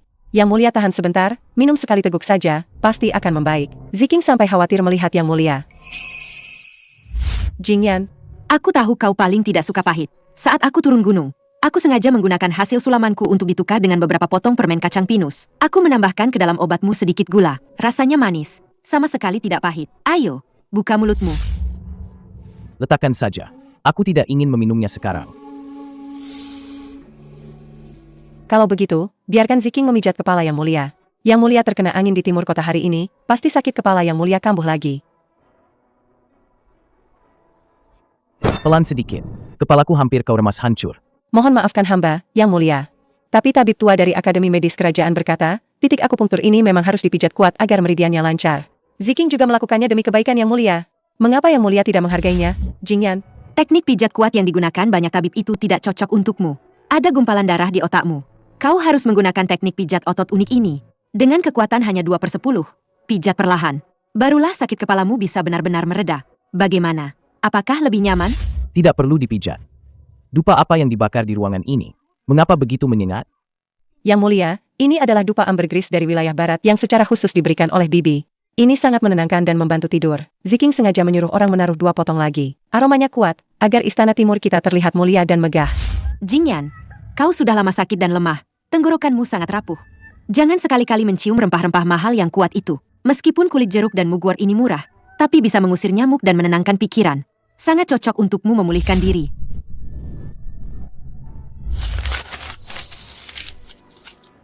Mulai sekarang, hubungan kita berakhir. Kita tidak akan bertemu lagi seumur hidup ini. Pergi. Padamkan dupa busuk ini. Kakak Jingyan, kau memarahiku hanya karena masalah kecil ini? Aku ingin istirahat. Kau boleh pergi.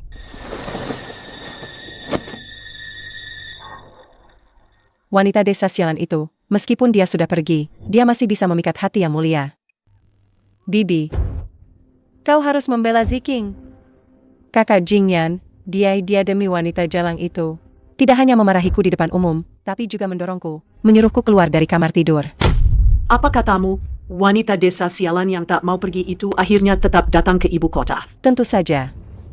Jalang itu membuat keributan besar di timur kota. Meskipun kakak Jingyan memarahinya di depan umum, tapi begitu kembali ke istana, dia seperti kehilangan jiwanya. Bahkan parfum naga yang diberikan Bibi pun dia tolak. Pikirannya hanya dipenuhi dengan cara jalang itu meracik obat dan memijat. Bodoh. Aku awalnya berpikir, karena surga berbelas kasih, aku membiarkan jalang itu hidup. Tak disangka, dia berani datang ke hadapan kaisar untuk membuat masalah. Dia pantas mati. Bibi, kakak Jingyan sepertinya akan mengingat sesuatu. Jika dia sampai mengingat jalang itu, tidak mungkin. 4 tahun lalu, demi wanita penggoda itu, dia bahkan tidak menginginkan posisi pewaris tahta dinasti Xia. Dia bersikeras untuk kawin lari. Aku sudah bersusah payah untuk membawanya kembali. Aku tidak akan pernah membiarkan tragedi 4 tahun lalu terulang kembali. Bibi, lalu apa yang harus kita lakukan sekarang? Bagaimana ini? Selama wanita jalang itu belum mati, posisi Ziking sebagai putri mahkota tidak akan pernah aman. Karena dia sendiri yang ingin mati, aku akan mengabulkannya. Ziking, serahkan masalah ini padamu. Tapi Bibi, wanita jalang itu sekarang bersembunyi di sudut ibu kota mana? Apa kau tidak bisa menyelidiki latar belakang Qin Liangyu, ikuti jejaknya, dan singkirkan dia sampai ke akar-akarnya untukku? Ingat, lakukan dengan bersih.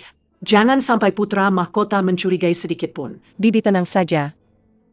Ziking pasti akan membuat wanita jalang itu mati tanpa kuburan. Membuatnya selamanya membungkam mulut penipu itu. Jingyan, jangan salahkan Ibu Suri yang kejam. Siapapun yang menghalangi jalanmu menuju tahta harus mati. Bukankah ini Yang Mulia putra mahkota kita? Yang menjunjung tinggi cinta dan kesetiaan? Tengah malam begini, bukannya di Istana Timur menemani penyelamatmu, malah datang ke kediaman Qin ini. Ada apa? Qin Liangyu, aku tidak punya waktu mendengarkan sindiranmu. Di mana Shen Qinghan? Di mana kau menyembunyikannya? Suruh dia keluar menemuiku. Konyol. Yang Mulia membiarkan di depan umum. Penipu itu menghinanya, Memaksanya merobek catatan medisnya. mematahkan jepit rambut kayunya, dan memutuskan semua hubungan denganmu. Sekarang kau datang padaku menanyakan keberadaannya? Aku hanya ingin menemukannya dan menanyakan beberapa hal. Di mana dia sebenarnya? Aku juga ingin tahu di mana dia.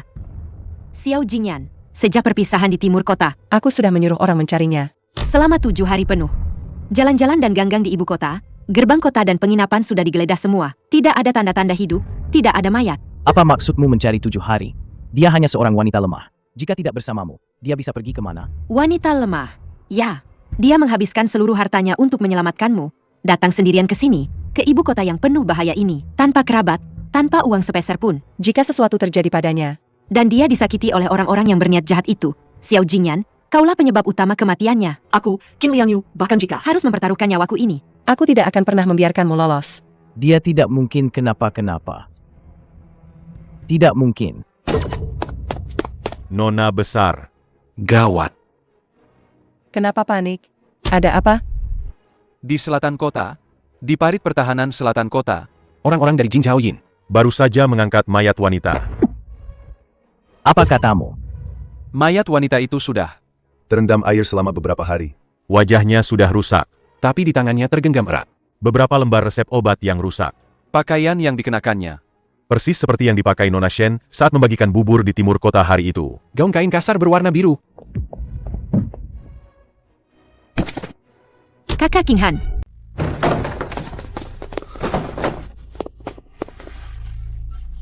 Hamba memberi hormat, Yang Mulia Putra Mahkota. Minggir. Di mana mayatnya?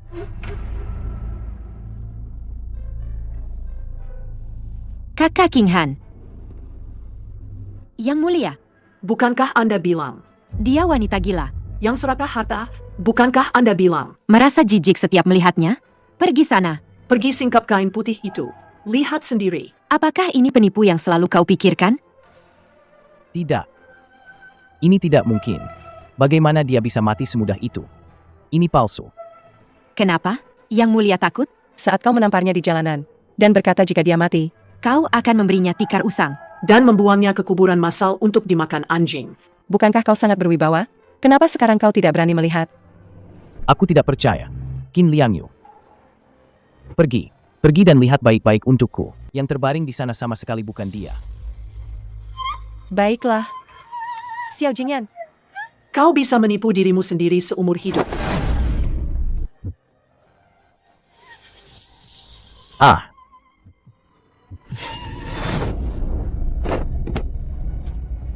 Jingyan, jangan takut. Aku akan melindungimu. Qinghan.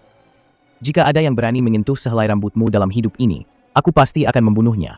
Bahkan aku sendiri tidak akan tega menyentuhmu sedikit pun. Dasar wanita jalang penuh kebohongan. Aku melihatmu. Aku merasa sangat jijik. Qinghan. Aku ingat. Aku ingat semuanya. Qinghan, aku ini binatang. Aku sendiri yang memaksanya mati. Istriku yang sah. Qinghan, aku salah. Aku ingat semuanya. Seharusnya aku tidak memukulmu. Seharusnya aku tidak meragukanmu. Bangunlah, lihat aku. Lihatlah aku. Xiao Jingyan, untuk siapa kau menunjukkan wajah penuh kasih seperti ini sekarang? menjijikan. Kenapa kau tidak menangis saat mempermalukannya dan menamparnya di jalan? Kenapa kau tidak menangis saat kau bilang akan memberinya tikar usang dan membuangnya? Ke kuburan massal untuk dimakan anjing. Aku buta. Aku lebih buruk dari anjing dan babi. Aku sendiri yang memaksanya mati. Wanita yang paling mencintaiku di seluruh dunia. Penyesalanmu tidak ada harganya.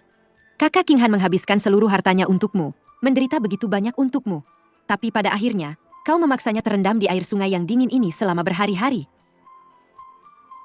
Kau ini binatang. Kau benar. Aku pantas mati. Qinghan, jalan menuju alam baka itu dingin.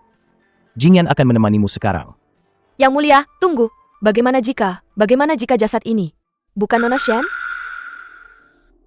Gaun biru ini miliknya. Buku catatan medis yang hancur ini juga ditulis sendiri olehnya dan bekas luka pisau. serta luka bakar di lengannya ini. Semua itu ditinggalkan karena menyelamatkanku. Bagaimana mungkin bukan dia? Tapi Yang Mulia, di dunia ini banyak pakaian yang serupa. Bekas luka juga bisa dipalsukan. Hamba mohon Yang Mulia membuka. Kain putih itu untuk memastikan wajah aslinya. Benar, hidup harus bertemu orangnya. Mati harus melihat jenazahnya. Mati harus melihat jenazahnya. Meskipun wajahnya hancur, aku masih bisa mengenali struktur tulangnya. Xiao Jingyan, kau buka bersama nona ini.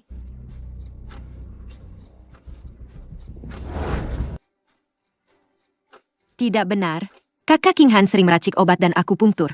Jari telunjuk dan jari tengah tangan kanannya penuh kapalan tipis karena rendaman cairan obat. Jari-jari jasad ini kasar dan pendek. Jelas milik seorang wanita yang terbiasa melakukan pekerjaan kasar. Lagi pula, kakak King Han bertubuh ramping dan mungil. Jasad ini memiliki kerangka tulang yang besar. Ini sama sekali bukan dia. Bukan dia. Sungguh bukan dia. King Han ku tidak mati. Dia masih hidup. Kemari, sampaikan perintah nona ini. Semua prajurit dan pengawal rahasia dari kediaman Adipati Qin, segera bergerak. Bahkan jika harus menggeledah seluruh ibu kota sampai terbalik. Aku harus menemukan kakak King Han. Temukan dia untukku. Aku akan segera kembali ke istana. Kumpulkan pengawal pribadi Istana Timur dan pengawal kerajaan. Bahkan jika harus menggali tanah sedalam 3 kaki. Aku harus menemukan istriku. Kemari. Segera panggil komandan pengawal pribadi Istana Timur. Segel 9 gerbang ibu kota untukku. Geledah setiap rumah. Di tengah malam begini, kau berteriak-teriak seperti ini, apa pantas? Putra mahkota dinasti Xia yang agung, penuh lumpur, seperti orang gila di pasar. Apa yang ingin kau cari? Ibu Suri tidak menyukai King Han 3 tahun lalu. Hari ini, dia lagi-lagi mengatur Wei Ziking untuk mengganti Plum dengan Persit. Jika dia tahu King Han mungkin tidak mati, King Han pasti akan menghadapi bencana besar. Lagi pula, pembunuh yang menyerangku saat itu berkaitan dengan Pangeran Yong. Mata-mata di sekitar Ibu Suri belum tentu bersih. Hamba hanya merasa penjagaan Istana Timur akhir-akhir ini lengah. Hamba hanya ingin merapikannya. Ibu Suri datang selarut ini. Ada urusan penting apa? Merapikan penjagaan istana? Aku bagaimana bisa kudengar kau pergi ke rumah duka prefektur Jingzhou? Kudengar dari parit kota diangkat sesosok mayat wanita, mengenakan gaun kain biru usang. Sangat mirip dengan penipu jalanan itu yang terus mengganggumu. Meskipun tabib wanita itu penuh omong kosong, namun berakhir tenggelam dan tewas dengan wajah tak dikenali. Sungguh menyedihkan. Baguslah dia mati. Wanita jalang itu penuh kebohongan. Tidak hanya mengaku sebagai penyelamat Ziking, tapi juga berani mencoba mendekati Istana Timur. Aku sudah lama merasa dia sangat menjijikkan. Sekarang dia mati, malah membuatku tidak perlu melihatnya lagi dan kesal. Baguslah kau bisa berpikir jernih. Sebagai pewaris tahta yang terhormat, jangan sampai pikiranmu dikacaukan oleh orang-orang rendahan itu. Pikiranmu jangan sampai dikacaukan oleh orang-orang rendahan itu. Permaisuri benar. Karena si pembawa sial itu sudah mati. Penyakit hatimu seharusnya sudah hilang. Aku sudah meminta pengawas langit untuk melihatnya. 3 hari lagi adalah hari baik. Kau istirahatlah dengan baik di Istana Timur ini. 3 hari lagi, kau akan menikahi Ziking sebagai putri mahkota. Hamba berterima kasih atas restu Bibi. Ziking pasti akan melayani putra mahkota dengan baik. Hamba patuh pada perintah.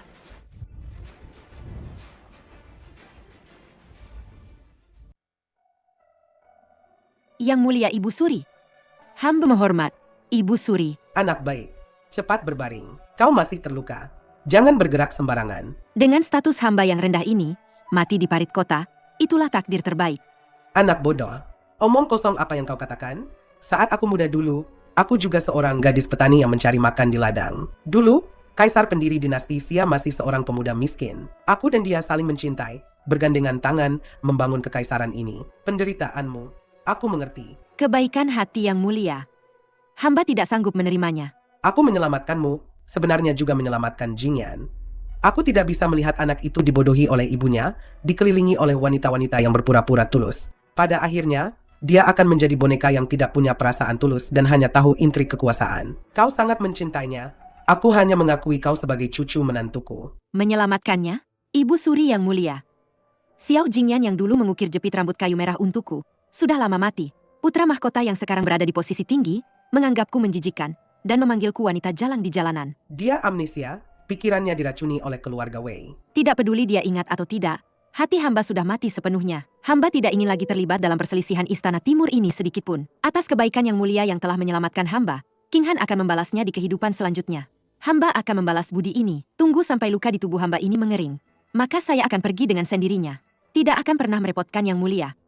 Ibu Suri, Permaisuri, Yang Mulia telah mengeluarkan titah. Putra mahkota, 3 hari lagi, akan menikah dengan nona sulung keluarga Wei. Menikah?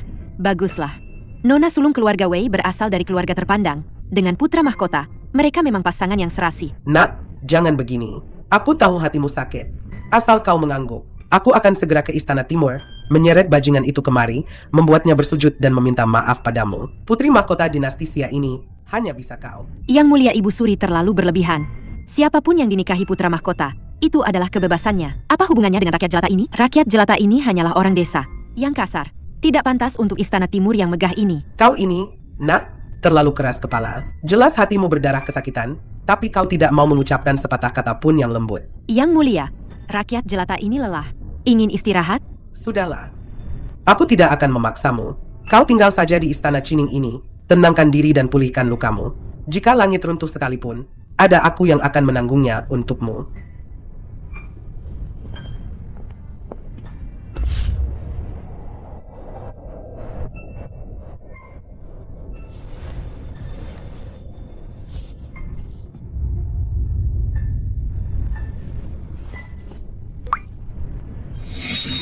Kenapa kau memaksakan diri? Tanganmu sampai terluka. Ini kuukir sendiri. King Han, setelah aku membawamu kembali ke ibu kota, dan kau bertemu orang tuaku, aku pasti akan menikahimu dengan 8 tandu besar, dan 10 mil hiasan merah. Jepit rambut ini adalah tanda cintaku padamu. Jika kau memakainya, seumur hidupmu, kau hanya bisa menjadi istriku, istri Xiao Jingyan. 10 mil hiasan merah? Tanda cinta? Xiao Jingyan, sumpahmu itu hanyalah lelucon besar. Xiao Jingyan, kau mempermalukanku di jalanan, memukulku, menginjak-injak ketulusanku. Semua itu bisa kuanggap karena kau amnesia dan termakan hasutan. Tapi jika kau benar-benar demi kekuasaan, menikahi Wei Ziking 3 hari lagi, aku, Shen King Han, bersumpah di sini. Seumur hidup ini, bahkan jika aku hancur lebur, aku tidak akan pernah memaafkanmu. Tapi sebelum itu, aku harus mencari tahu siapa pemilik lencana perunggu ini. Siapa sebenarnya yang mengendalikan semua ini dari belakang dan menyebabkan kita berdua seperti ini. Nona Qin. Seluruh kota selatan sudah digeledah. Bahkan rumah duka dan kuil bobrok di luar kota. Sudah diperiksa. Sama sekali tidak ada jejak sedikit pun. Wanita berbaju hijau itu. Jika hidup harus terlihat orangnya, jika mati harus terlihat mayatnya. Bahkan jika harus menggali tanah sedalam 3 kaki. Kita harus menemukan orang itu. Terus cari. Baik. Yang Mulia, hamba sudah mengirim orang untuk menyelidiki secara diam-diam. Semua klinik dan penginapan di ibu kota masih belum menemukan apa-apa. Permaisuri memiliki banyak mata-mata di sana. Hamba dan yang lain tidak berani bertindak gegabah, khawatir akan mengejutkan Yang Mulia. Ibu Suri sama sekali tidak boleh dikejutkan. Mayatnya, jika tidak ada di parit kota, pasti masih di ibu kota. Tambahkan lebih banyak orang. Bahkan jika harus mengobrak-abrik seluruh ibu kota, aku harus menemukannya. Siap, Yang Mulia. Selain itu, selidiki satu hal. 3 tahun lalu, sebelum dan sesudah aku diserang, siapa di ibu kota yang berhubungan rahasia dengan Gubernur Kingshou? Zhao Ying? Aku ingat, pendukung Zhao Ying bukan hanya jenderal besar Kingshou. Di belakangnya, ada ikan yang lebih besar. Maksud Yang Mulia? Aku kehilangan ingatan selama 3 tahun. Beberapa orang mungkin mengira aku tidak akan pernah bangun lagi. Sekarang aku sudah bangun. Mereka juga harus membayar harganya. Pergilah. Pastikan sangat rahasia. Hamba mengerti. Ada apa di luar? Tempelkan karakter 11, itu dengan benar. Nona ini adalah pernikahan besar aku dengan putra mahkota. Siapapun yang berani membuat kesalahan sedikit pun, kalian akan tahu akibatnya. Baik, Nona besar. Nona besar. Silakan minum teh. Mata anjingmu buta. Ini adalah sutra awan mengalir pemberian bibi. Kau budak rendahan yang sudah tua dan tak berguna, berani-beraninya mengotori pakaian Nona ini. Nona besar, ampuni hamba. Hamba pantas mati. Tangan hamba ceroboh. Jika tanganmu ceroboh, untuk apa mempertahankan tangan tua ini? Kemari. Seret anjing tua ini keluar. Potong tangan kotornya. Hentikan. Kakak Jingyan, akhirnya kau keluar juga. Pelayan tua ini, karena sudah lama di Istana Timur, sengaja menyiramku dengan air panas. Aku hanya memberinya sedikit pelajaran, juga ingin membantumu merapikan aturan di Istana Timur ini. Aku melakukan ini untuk menegakkan wibawa. Menegakkan wibawa? Orang-orang di Istana Timur, bukan giliranmu untuk menegakkan wibawa. Kakak Jingyan, kenapa kau begitu galak? Aku hanya ingin mengenal aturan Istana Timur lebih awal, agar saat pernikahan 3 hari lagi. Pergi.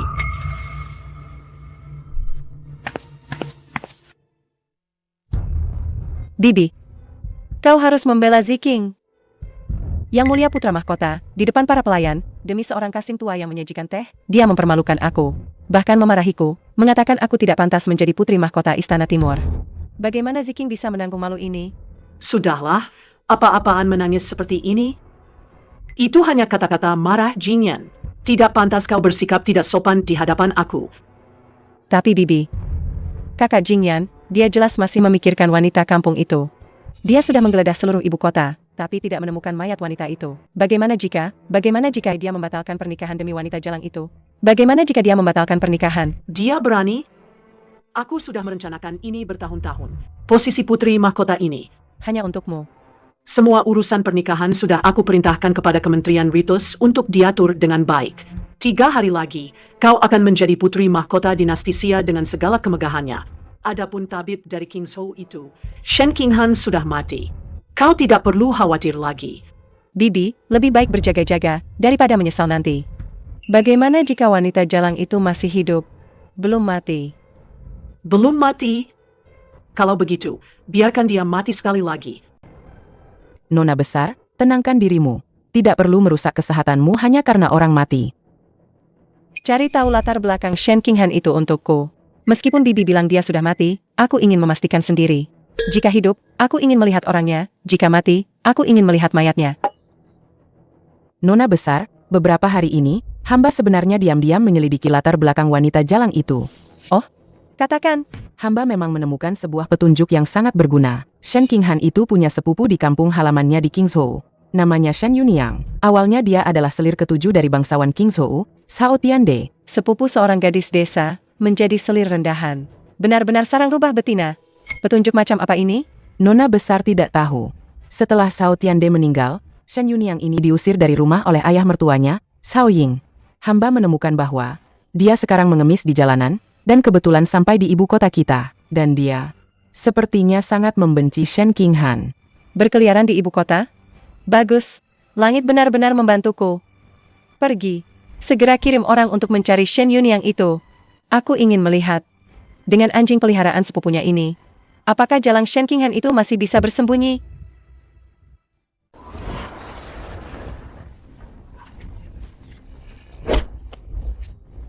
Dua pengemis bau yang entah dari mana asalnya, berani merebut wilayah kakek. Pukul mereka. Pukul sampai mati. Jangan pukul. Yunyang. Yunyangku. Minggir. Ini milikku. Hentikan semuanya. Usir semua pengemis ini dengan tongkat.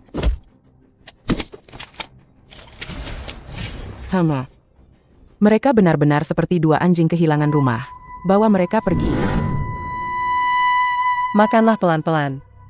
Jika tidak tahu, orang akan mengira di bawah kaki ibu kota ini, ada anjing liar yang mati kelaparan. Terima kasih, Tuan, atas makanannya. Terima kasih, Tuan telah menyelamatkan nyawa kami. Bolehkah saya bertanya, Nona ini? Mengapa Anda menyelamatkan kami berdua, ibu dan anak? Kudengar, kau berasal dari desa keluarga Shen di Qingzhou. Kau adalah sepupu dari gadis tabib rendahan itu, Shen Qinghan. Jangan sebut-sebut dia. Jika bukan karena pembawa sial itu, bagaimana mungkin Tuan Zhao bisa mati?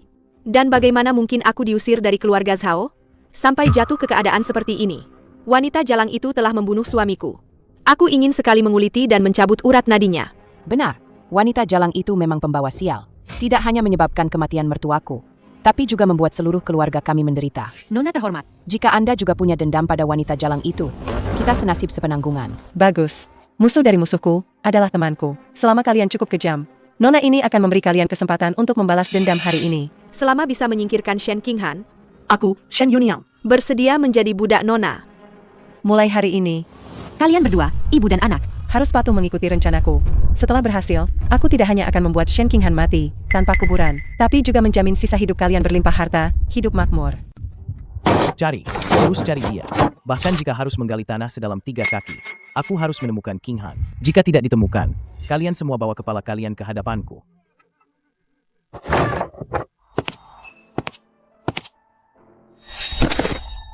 Yang Mulia. Qin Liangyu, apa kau sudah menemukan King Han? Di mana dia? Apa dia marah karena aku salah paham padanya, lalu bersembunyi dan tidak mau menemuiku? Ayo, bawa aku ke sana. Aku sendiri yang akan memohon maaf padanya. Yang Mulia, orangnya belum ditemukan.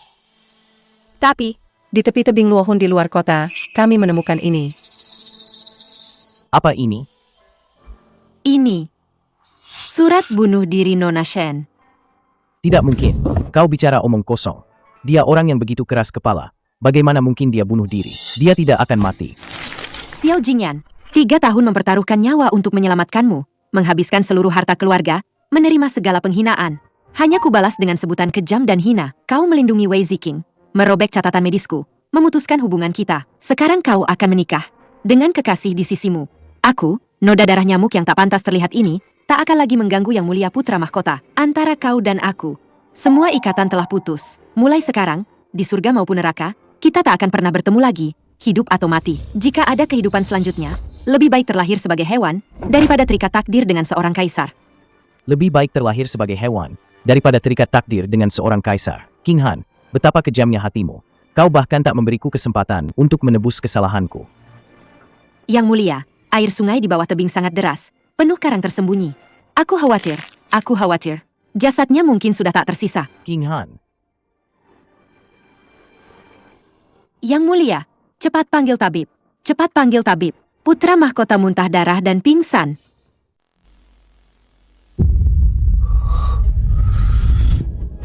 Yang Mulia, akhirnya Anda sadar. Yang Mulia, Anda terlalu marah. Jangan lagi membiarkan amarah menguasai Anda. Jingyan, anakku, ada apa denganmu? Kenapa tiba-tiba muntah darah dan pingsan? Kak Jingyan, Ziking dengar kau pingsan. Hatiku hancur. Jika terjadi sesuatu padamu, Ziking tidak akan sanggup hidup lagi. Pernikahan kita sudah dekat. Kau harus menjaga kesehatanmu, Yang Mulia. pergi.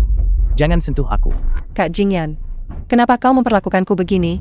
Ziking mengurus pernikahan kita siang malam tanpa memedulikan harga diri, hanya berharap bisa menjadi istri yang baik untukmu. Kenapa kau begitu dingin? Aku bilang pergi. Jika bukan karena kau membohongiku, bagaimana mungkin King Han terpaksa melompat dari tebing? Jingyan, Ziking adalah calon putri mahkotamu. Bagaimana bisa kau menghinanya seperti ini demi seorang tabib rendahan? Bibi, jangan salahkan Kak Jingyan. Ziking tidak apa-apa jika sedikit menderita. Kak Jingyan, jangan marah lagi. Sebenarnya Ziking tahu kau masih memikirkan Nona Shen itu. Ziking sengaja bersusah payah mencarikan keberadaannya untukmu. Apa katamu? Kabar King Han? Di mana dia? Cepat katakan. Kakak Jingyan, jangan terburu-buru. Ziking sengaja membawa orang yang tahu ke sini. Kalian berdua, cepat masuk. hamba Shen Yunyang menghadap Putra Mahkota. Yang Mulia, menghadap Yang Mulia. Menghadap Yang Mulia. Bicara. Di mana King Han? Di mana sebenarnya dia? Melapor Yang Mulia. Anda tidak perlu mencarinya lagi. Kakak sepupu hamba. Dia sudah meninggal. Kurang ajar. Kau berani membohongi aku. Yang Mulia, hamba tidak berbohong. Beberapa hari yang lalu, kami baru saja mengadakan pemakamannya di desa keluarga Shen, Kingzhou. Benar, Yang Mulia. Di makam kosong itu, hamba sendiri yang menaburkan tanah. Kertas sembahyang yang dibakar sudah berkeranjang-keranjang. Kakak sepupu pernah bilang sebelum dia meninggal, dia tahu statusnya rendah, tidak pantas untuk Yang Mulia. Dia hanya ingin mati untuk mengakhiri semuanya. Tidak akan menghalangi pernikahan Yang Mulia. Yang Mulia, lupakan saja dia. Kakak Jingyan, kau juga dengar sendiri. Shen Qinghan itu memang tidak beruntung. Kematiannya adalah akibat perbuatannya sendiri. Jangan lagi terobsesi padanya. Lebih baik persiapkan pernikahan kita. Meninggal. Bahkan pemakamannya sudah dilakukan. King Han. Kakak Jingyan, tabib, cepat selamatkan Putra Mahkota. Jika terjadi sesuatu pada Putra Mahkota, aku akan meminta seluruh keluarga kalian dikubur bersamanya. Yang Mulia Permaisuri, Yang Mulia ini sangat berduka hingga hatinya mati. Jika terus menolak makan dan minum, aku khawatir nyawanya bisa terancam. tidak berguna. Bahkan penyakit pun tidak bisa diobati. Untuk apa aku memelihara kalian? Jingyan, ibu mohon padamu, minumlah sup ini, ya?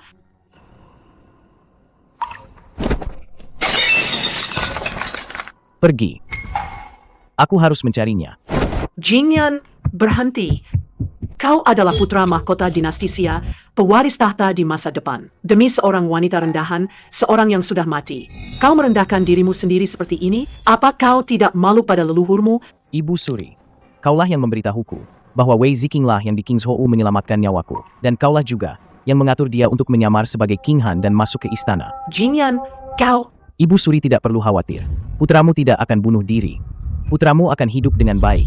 Hidup untuk membalaskan dendam berdarah ini demi King Han. Aku akan membuat mereka yang menyakitinya membayar dengan darah. Yuniang, kali ini kita benar-benar kaya raya. Tapi entah kenapa hatiku tidak tenang. Menurutmu, apa putra mahkota benar-benar percaya gadis sialan itu sudah mati? Percaya atau tidak, apa bedanya? Bagaimanapun, surat terakhir wanita jalang itu dan makam kosong yang jelek itu, semuanya aku yang mengurusnya. Sekarang tidak ada bukti yang tersisa. Kita sudah dapat uang hadiahnya, mari kita pergi jauh-jauh. Siapa yang bisa menangkap kita kembali?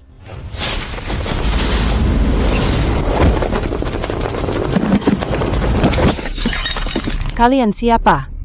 Perampokan di siang bolong. Bawa dia. Katakan, di mana King Han? Yang Mulia, hamba mengatakan yang sebenarnya. Kakak sepupu hamba benar-benar sudah meninggal. Bahkan makam kosongnya. Masih berani berbohong. Jika kau berani berbohong lagi, lidahmu akan kupotong dulu. Ampuni hamba yang mulia. Hamba akan mengatakan semuanya. Itu, Nona Muda Wei. Dia yang menemukan hamba. Meminta hamba mengarang cerita bahwa kakak sepupu hamba sudah meninggal. Dia juga meminta hamba memalsukan surat terakhir dan makam kosong. Dia bilang, selama yang mulia bisa menyerah dan menikahinya dengan tenang, dia akan memberikan ibu dan anak hamba kemewahan seumur hidup. Benar, yang mulia. Semua itu atas perintah Wei Ziking. Kami juga terpaksa. Tidak tahu. Shen Yuniang, aku ingat kau. Di King's Hou. Kau yang menghasut Cao Tiande untuk membunuhku. Yang mulia. Serat dia. Menurut hukum dinasti Xia, mencoba membunuh putra mahkota, mengaku aku sebagai kerabat kerajaan, akan dihukum mati dengan lingci. Adapun keluarga Yo, akan diasingkan ke perbatasan dan menjadi budak selamanya. Yang mulia, ampuni hamba.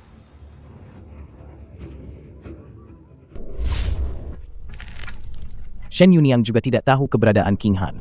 Itu berarti, dia kemungkinan besar masih hidup. King Han, sebenarnya kau di mana? Aku pasti akan menemukanmu. Yang mulia, ada satu hal lagi. Saat hamba menyelidiki Zhao Ying, hamba menemukan surat rahasia antara dia dan seorang bangsawan di ibu kota. Dalam surat itu disebutkan insiden pembunuhan di King's Hou 3 tahun lalu.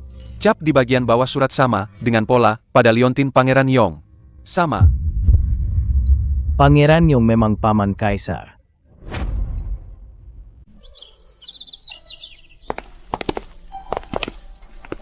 Nak, Wajahmu. terlihat jauh lebih baik beberapa hari ini. Apakah tubuhmu sudah pulih sepenuhnya? Terima kasih atas perhatian Ibu Suri. Hamba sudah tidak apa-apa. Ibu Suri, plat tembaga ini adalah yang dijatuhkan oleh pembunuh 3 tahun lalu. Hamba selalu menyimpannya di dekat tubuh. Yang mulia sangat berpengetahuan luas. Apakah Anda mengenali benda ini? Ini adalah lencana Pangeran Yong. Pangeran Yong? Pangeran Yong, Xiao Ruojin, adalah putra bungsu kaisar sebelumnya, adik kandung kaisar saat ini. Orang ini selalu ambisius. 3 tahun lalu, dia pernah menggunakan alasan putra mahkota tidak bermoral untuk menghubungi para pejabat istana dan mengajukan petisi untuk mengganti pewaris tahta. Setelah ditolak keras oleh kaisar, dia terus berpura-pura sakit dan tidak keluar. Gadis kecil. Jika penyerangan Jingyan saat itu benar-benar berhubungan dengannya, maka itu adalah kasus pengkhianatan besar yang akan mengguncang seluruh pemerintahan.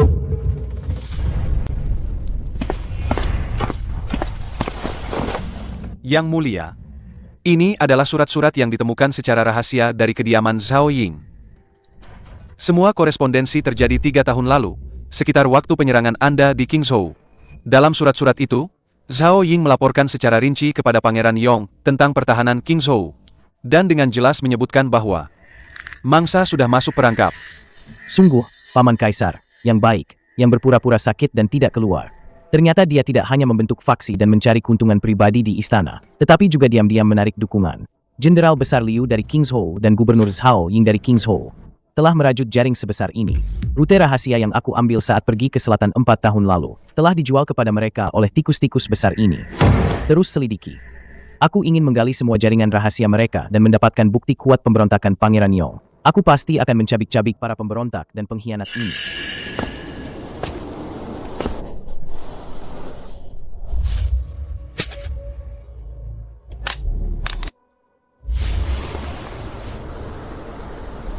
Daripada Yang Mulia punya waktu luang untuk meratapi musim semi dan merindukan seseorang di sini, lebih baik Yang Mulia mencurahkan lebih banyak perhatian untuk memikirkan cara menemukan kembali kakak King Han. Aku sudah memerintahkan orang untuk menyelidiki secara diam-diam setiap klinik dan kuil di ibu kota, bahkan kuburan massal pun tidak luput. Selama dia masih di ibu kota, aku akan menemukannya meskipun harus menggali tanah sedalam 3 kaki. Mengapa Yang Mulia harus mencari Kakak King Han? Yang Mulia sudah sangat menyakitinya. Justru karena aku telah menyakitinya, aku harus menemukannya. Aku menemukannya bukan untuk meminta maafnya, tetapi hanya untuk membalas budinya. Jika bukan karena King Han, aku mungkin sudah mati. Kak Qin, kau datang mencariku. Apa kau sudah tahu keberadaan King Han? Istana Qining. Jangan bilang aku yang memberitahumu.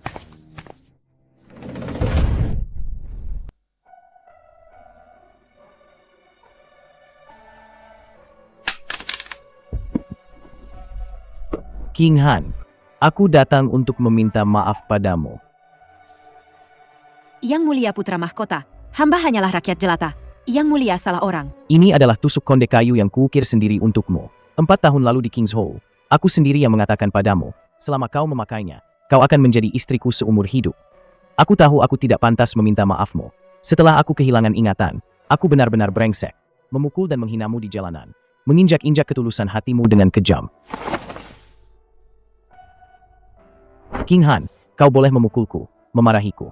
Aku hanya memohon padamu, jangan berpura-pura tidak mengenalku. Xiao Jingyan, kau menganggapku apa? Kau bilang lupa, lalu lupa. Membiarkanku diinjak-injak, kau bilang ingat, lalu ingat. Datang merengek-rengek, kau bilang akan menikahi orang lain. Seluruh kota dipenuhi kain sutra merah. Aku, Shen King Han, di matamu, sebenarnya dianggap apa? Dasar bajingan. Akhirnya kau menemukan tempat yang tepat. Nenek Suri, cucumu ingin meminta sesuatu padamu. Katakan. Mohon Nenek Suri mengeluarkan titah untuk menikahkan cucumu dengan King Han. Menikah? Lalu bagaimana dengan pertunanganmu dengan keluarga Wei yang diatur ibumu? Cucumu akan mengurusnya dengan baik.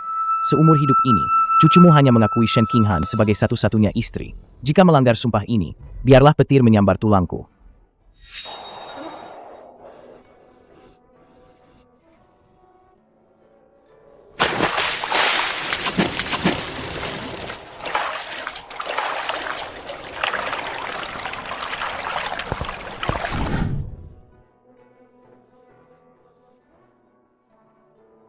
Bibi, kau harus membela Ziking. Yang Mulia Putra Mahkota pergi ke Istana Qining tadi malam. Pagi ini, Istana Timur menyebarkan berita bahwa dia ingin membatalkan pertunangan. Dia berani? Perintah orang tua, perkataan Mak Comblang, mana bisa dia batalkan begitu saja? Bibi, Ziking juga mendengar bahwa Shen King Han itu sama sekali tidak mati. Dia adalah pembawa bencana. Sekarang dia bersembunyi di Istana Qining. Siapkan kereta ke Istana Qining. Aku ingin melihat seberapa hebatnya wanita rubah itu. Berani di hadapan Ibu Suri.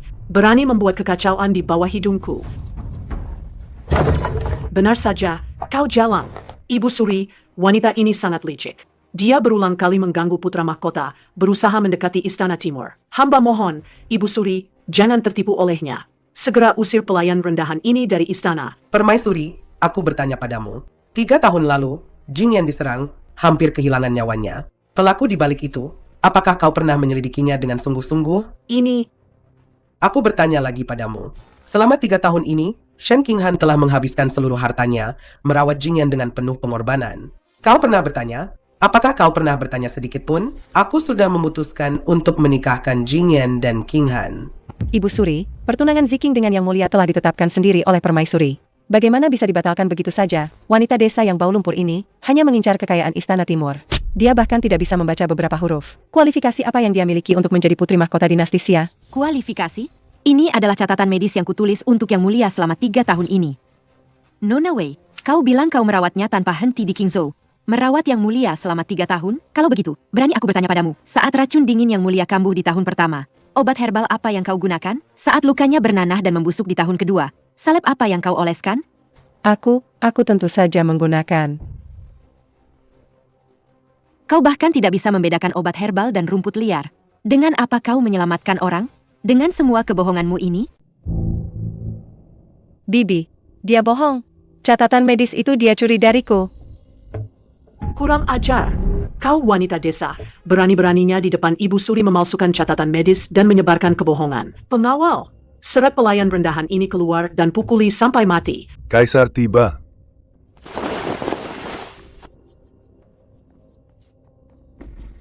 Yang Mulia? Tubuh mulia Anda tidak kuat lagi. Pejabat Zhang dari Akademi Medis Kerajaan berkata, Anda sama sekali tidak boleh turun dari ranjang hari ini. Kalau tidak, Diam. Putraku akan menikah. Aku sebagai ayahnya, mana bisa berbaring di ranjang berpura-pura mati? Aku berutang banyak pada Jingyan. Ini adalah pertemuan terakhir. Aku akan datang, bahkan jika harus merangkak. Jangan biarkan siapapun melihat keadaanku yang tidak biasa. Yang Mulia?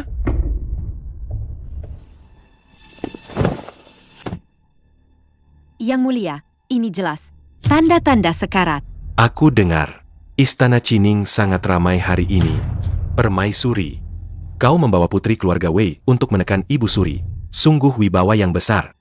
Hamba tidak berani. Kau adalah tabib wanita yang di Qingzhou menjaga putra mahkota selama 3 tahun? Angkat kepalamu, biarkan aku melihatnya. Ternyata sepasang mata yang bersih. Menghadapi aku dan permaisuri, kau bisa tetap tenang bahkan saat Gunung Tai runtuh. Keberanian ini jauh lebih kuat daripada putri-putri bangsawan yang hanya mementingkan penampilan. Ibu Suri, aku dengar Anda ingin menjodohkannya? Benar. Gadis ini memiliki cinta yang mendalam dan kesetiaan yang tulus kepada Jingyan. Dia rela menderita siksaan tak manusiawi hanya untuk melindungi Jingyan. Aku mengakui dia sebagai cucu menantuku. Jingyan, bagaimana menurutmu? Hamba di kehidupan ini hanya akan menikahi Shen Qinghan seorang. Jika tidak bisa menikahinya sebagai istri, hamba lebih baik tidak menjadi putra mahkota ini. Mohon ayahanda kaisar mengabulkan.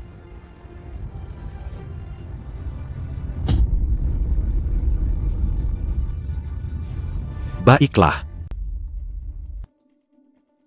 Yang Mulia, bagaimana bisa begitu? Perjodohan Ziking dengan putra mahkota adalah hamba sendiri yang menetapkannya. Bagaimana bisa dibatalkan begitu saja hanya demi seorang tabib desa? Diam. Permaisuri, aku belum selesai menghitung kesalahanmu.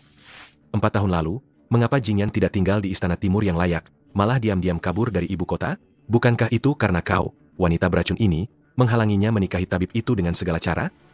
Hamba juga demi kehormatan keluarga kerajaan dinasti Xia. Kehormatan? Jingyan diserang dan hidupnya di ujung tanduk. Kau tidak berpikir untuk mencari pelaku sebenarnya, malah buru-buru menutupi kebenaran. Bahkan mengatur putri keluarga WMU yang tidak tahu malu ini untuk menggantikan orang lain, mengaku telah menyelamatkan nyawanya. Kau pikir aku buta? Menipu kaisar dan menentang atasan. Hukuman apa yang pantas kau terima? Bibi. Keponakan dan sarjana itu saling mencintai dengan tulus. Mohon Bibi mengabulkan. Kau adalah putri sah keluarga Wei. Sejak lahir sudah ditakdirkan masuk ke keluarga kerajaan. Si sarjana miskin itu tidak pantas untukmu. Tunggu aku.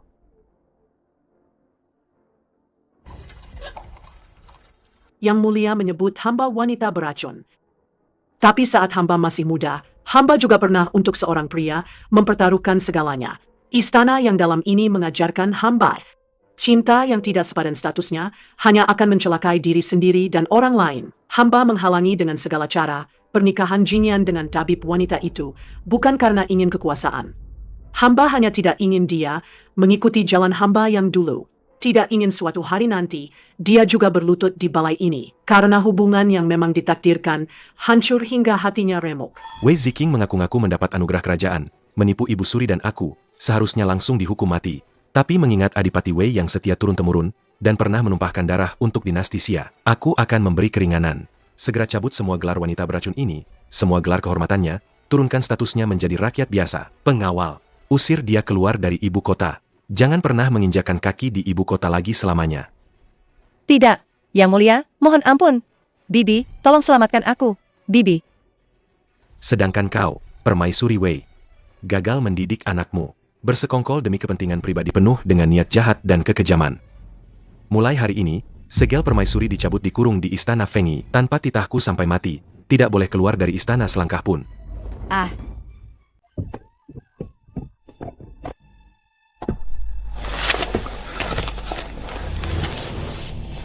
Ayahanda, kasus percobaan pembunuhan terhadap hamba telah terungkap. Ini adalah Gubernur Kingzhou, Cao Ying, serta Jenderal Besar Kingzhou, pejabat Liu yang bersekongkol secara diam-diam dengan Pangeran Yong surat rahasia yang membuktikan persekongkolan mereka. Yang Mulia, ini adalah pembunuh yang menyerang Yang Mulia lencana yang tertinggal. Benar lencana yang biasa dipakai pasukan pengawal mati Pangeran Yong.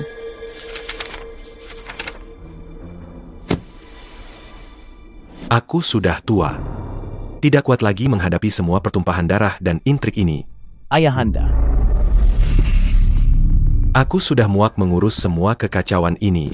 Jingyan, serahkan sepenuhnya padamu untuk ditindaklanjuti. Ingat, jika pangeran melanggar hukum, hukumannya sama seperti rakyat jelata. Semoga Ibu Suri sehat selalu. Ibu Suri, tubuh hamba terasa lelah, hamba mohon diri kembali ke Aula Yangxin.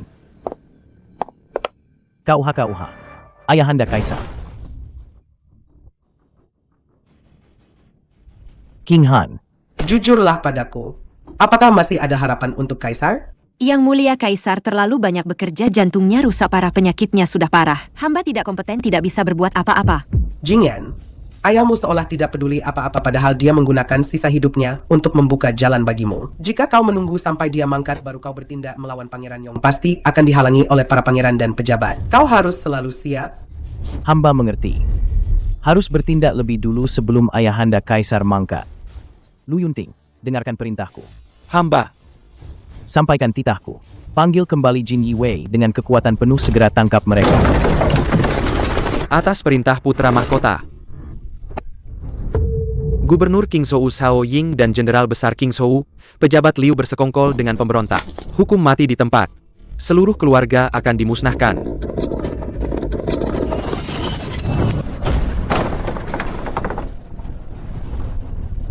Oh, keponakan baikku. 4 tahun tidak bertemu. Akhirnya kau berani menunjukkan taringmu, berani menggigit pamanmu sendiri. Paman Kaisar, di ambang kematian seperti ini, jangan lagi bersikap seperti orang tua. Kau bersekongkol dengan pemberontak, membocorkan keberadaanku, dan mengirim pembunuh bayaran untuk mencegahku. Setiap perbuatanmu pantas dihukum mati. Kaisar terdahulu lebih memilihku. Ayahmu yang kejam itu menggunakan segala cara untuk merebut tahta. Aku hanya ingin mengambil kembali apa yang seharusnya menjadi milikku. Ruojin, di antara semua putraku, hanya kaulah yang paling mirip denganku. Kakak sulungmu, meskipun lebih tua, terlalu bimbang. Kekaisaran dinasti Xia ini, aku ingin menyerahkannya padamu. Ayahanda Kaisar, hamba tidak akan mengecewakan harapan besar Ayahanda Kaisar. Wasiat Kaisar terdahulu mewariskan tahta kepada putra sulung. Kaisar terdahulu tidak sadar saat menjelang ajalnya, wasiat ini tidak berlaku. Kaisar adalah putra sulung sah, menurut tradisi leluhur, seharusnya naik tahta. Ayahanda Kaisar, kau menjanjikan kekaisaran ini padaku. Direbut oleh mereka. Hamba bersumpah, selama hidup hamba, hamba pasti akan merebut kembali semua yang menjadi milik hamba. Yang menang jadi raja, yang kalah jadi penjahat. Jangan jadikan ambisi sebagai alasan. Ayahanda Kaisar mengingat hubungan persaudaraan, akan meninggalkan jasadmu utuh. Minumlah ini, pergilah dengan terhormat. Besok, Istana Timur akan mengumumkan bahwa Paman Pangeran yang menderita depresi dan meninggal mendadak. Bagus. Ayah dan anak yang kejam. Xiao Jingyan, aku akan melihat kalian dari bawah sana. King Han, hari ini aku akhirnya menepati janji. Dengan tandu 8 pengusung dan riasan merah 10 mil, aku menjemputmu. Hidup ini, aku, Xiao Jingyan, tidak akan pernah mengecewakanmu. Jingyan, King Han juga tidak akan pernah mengecewakanmu seumur hidup ini. Yang Mulia Putra Mahkota, Kaisar, Kaisar mangkat.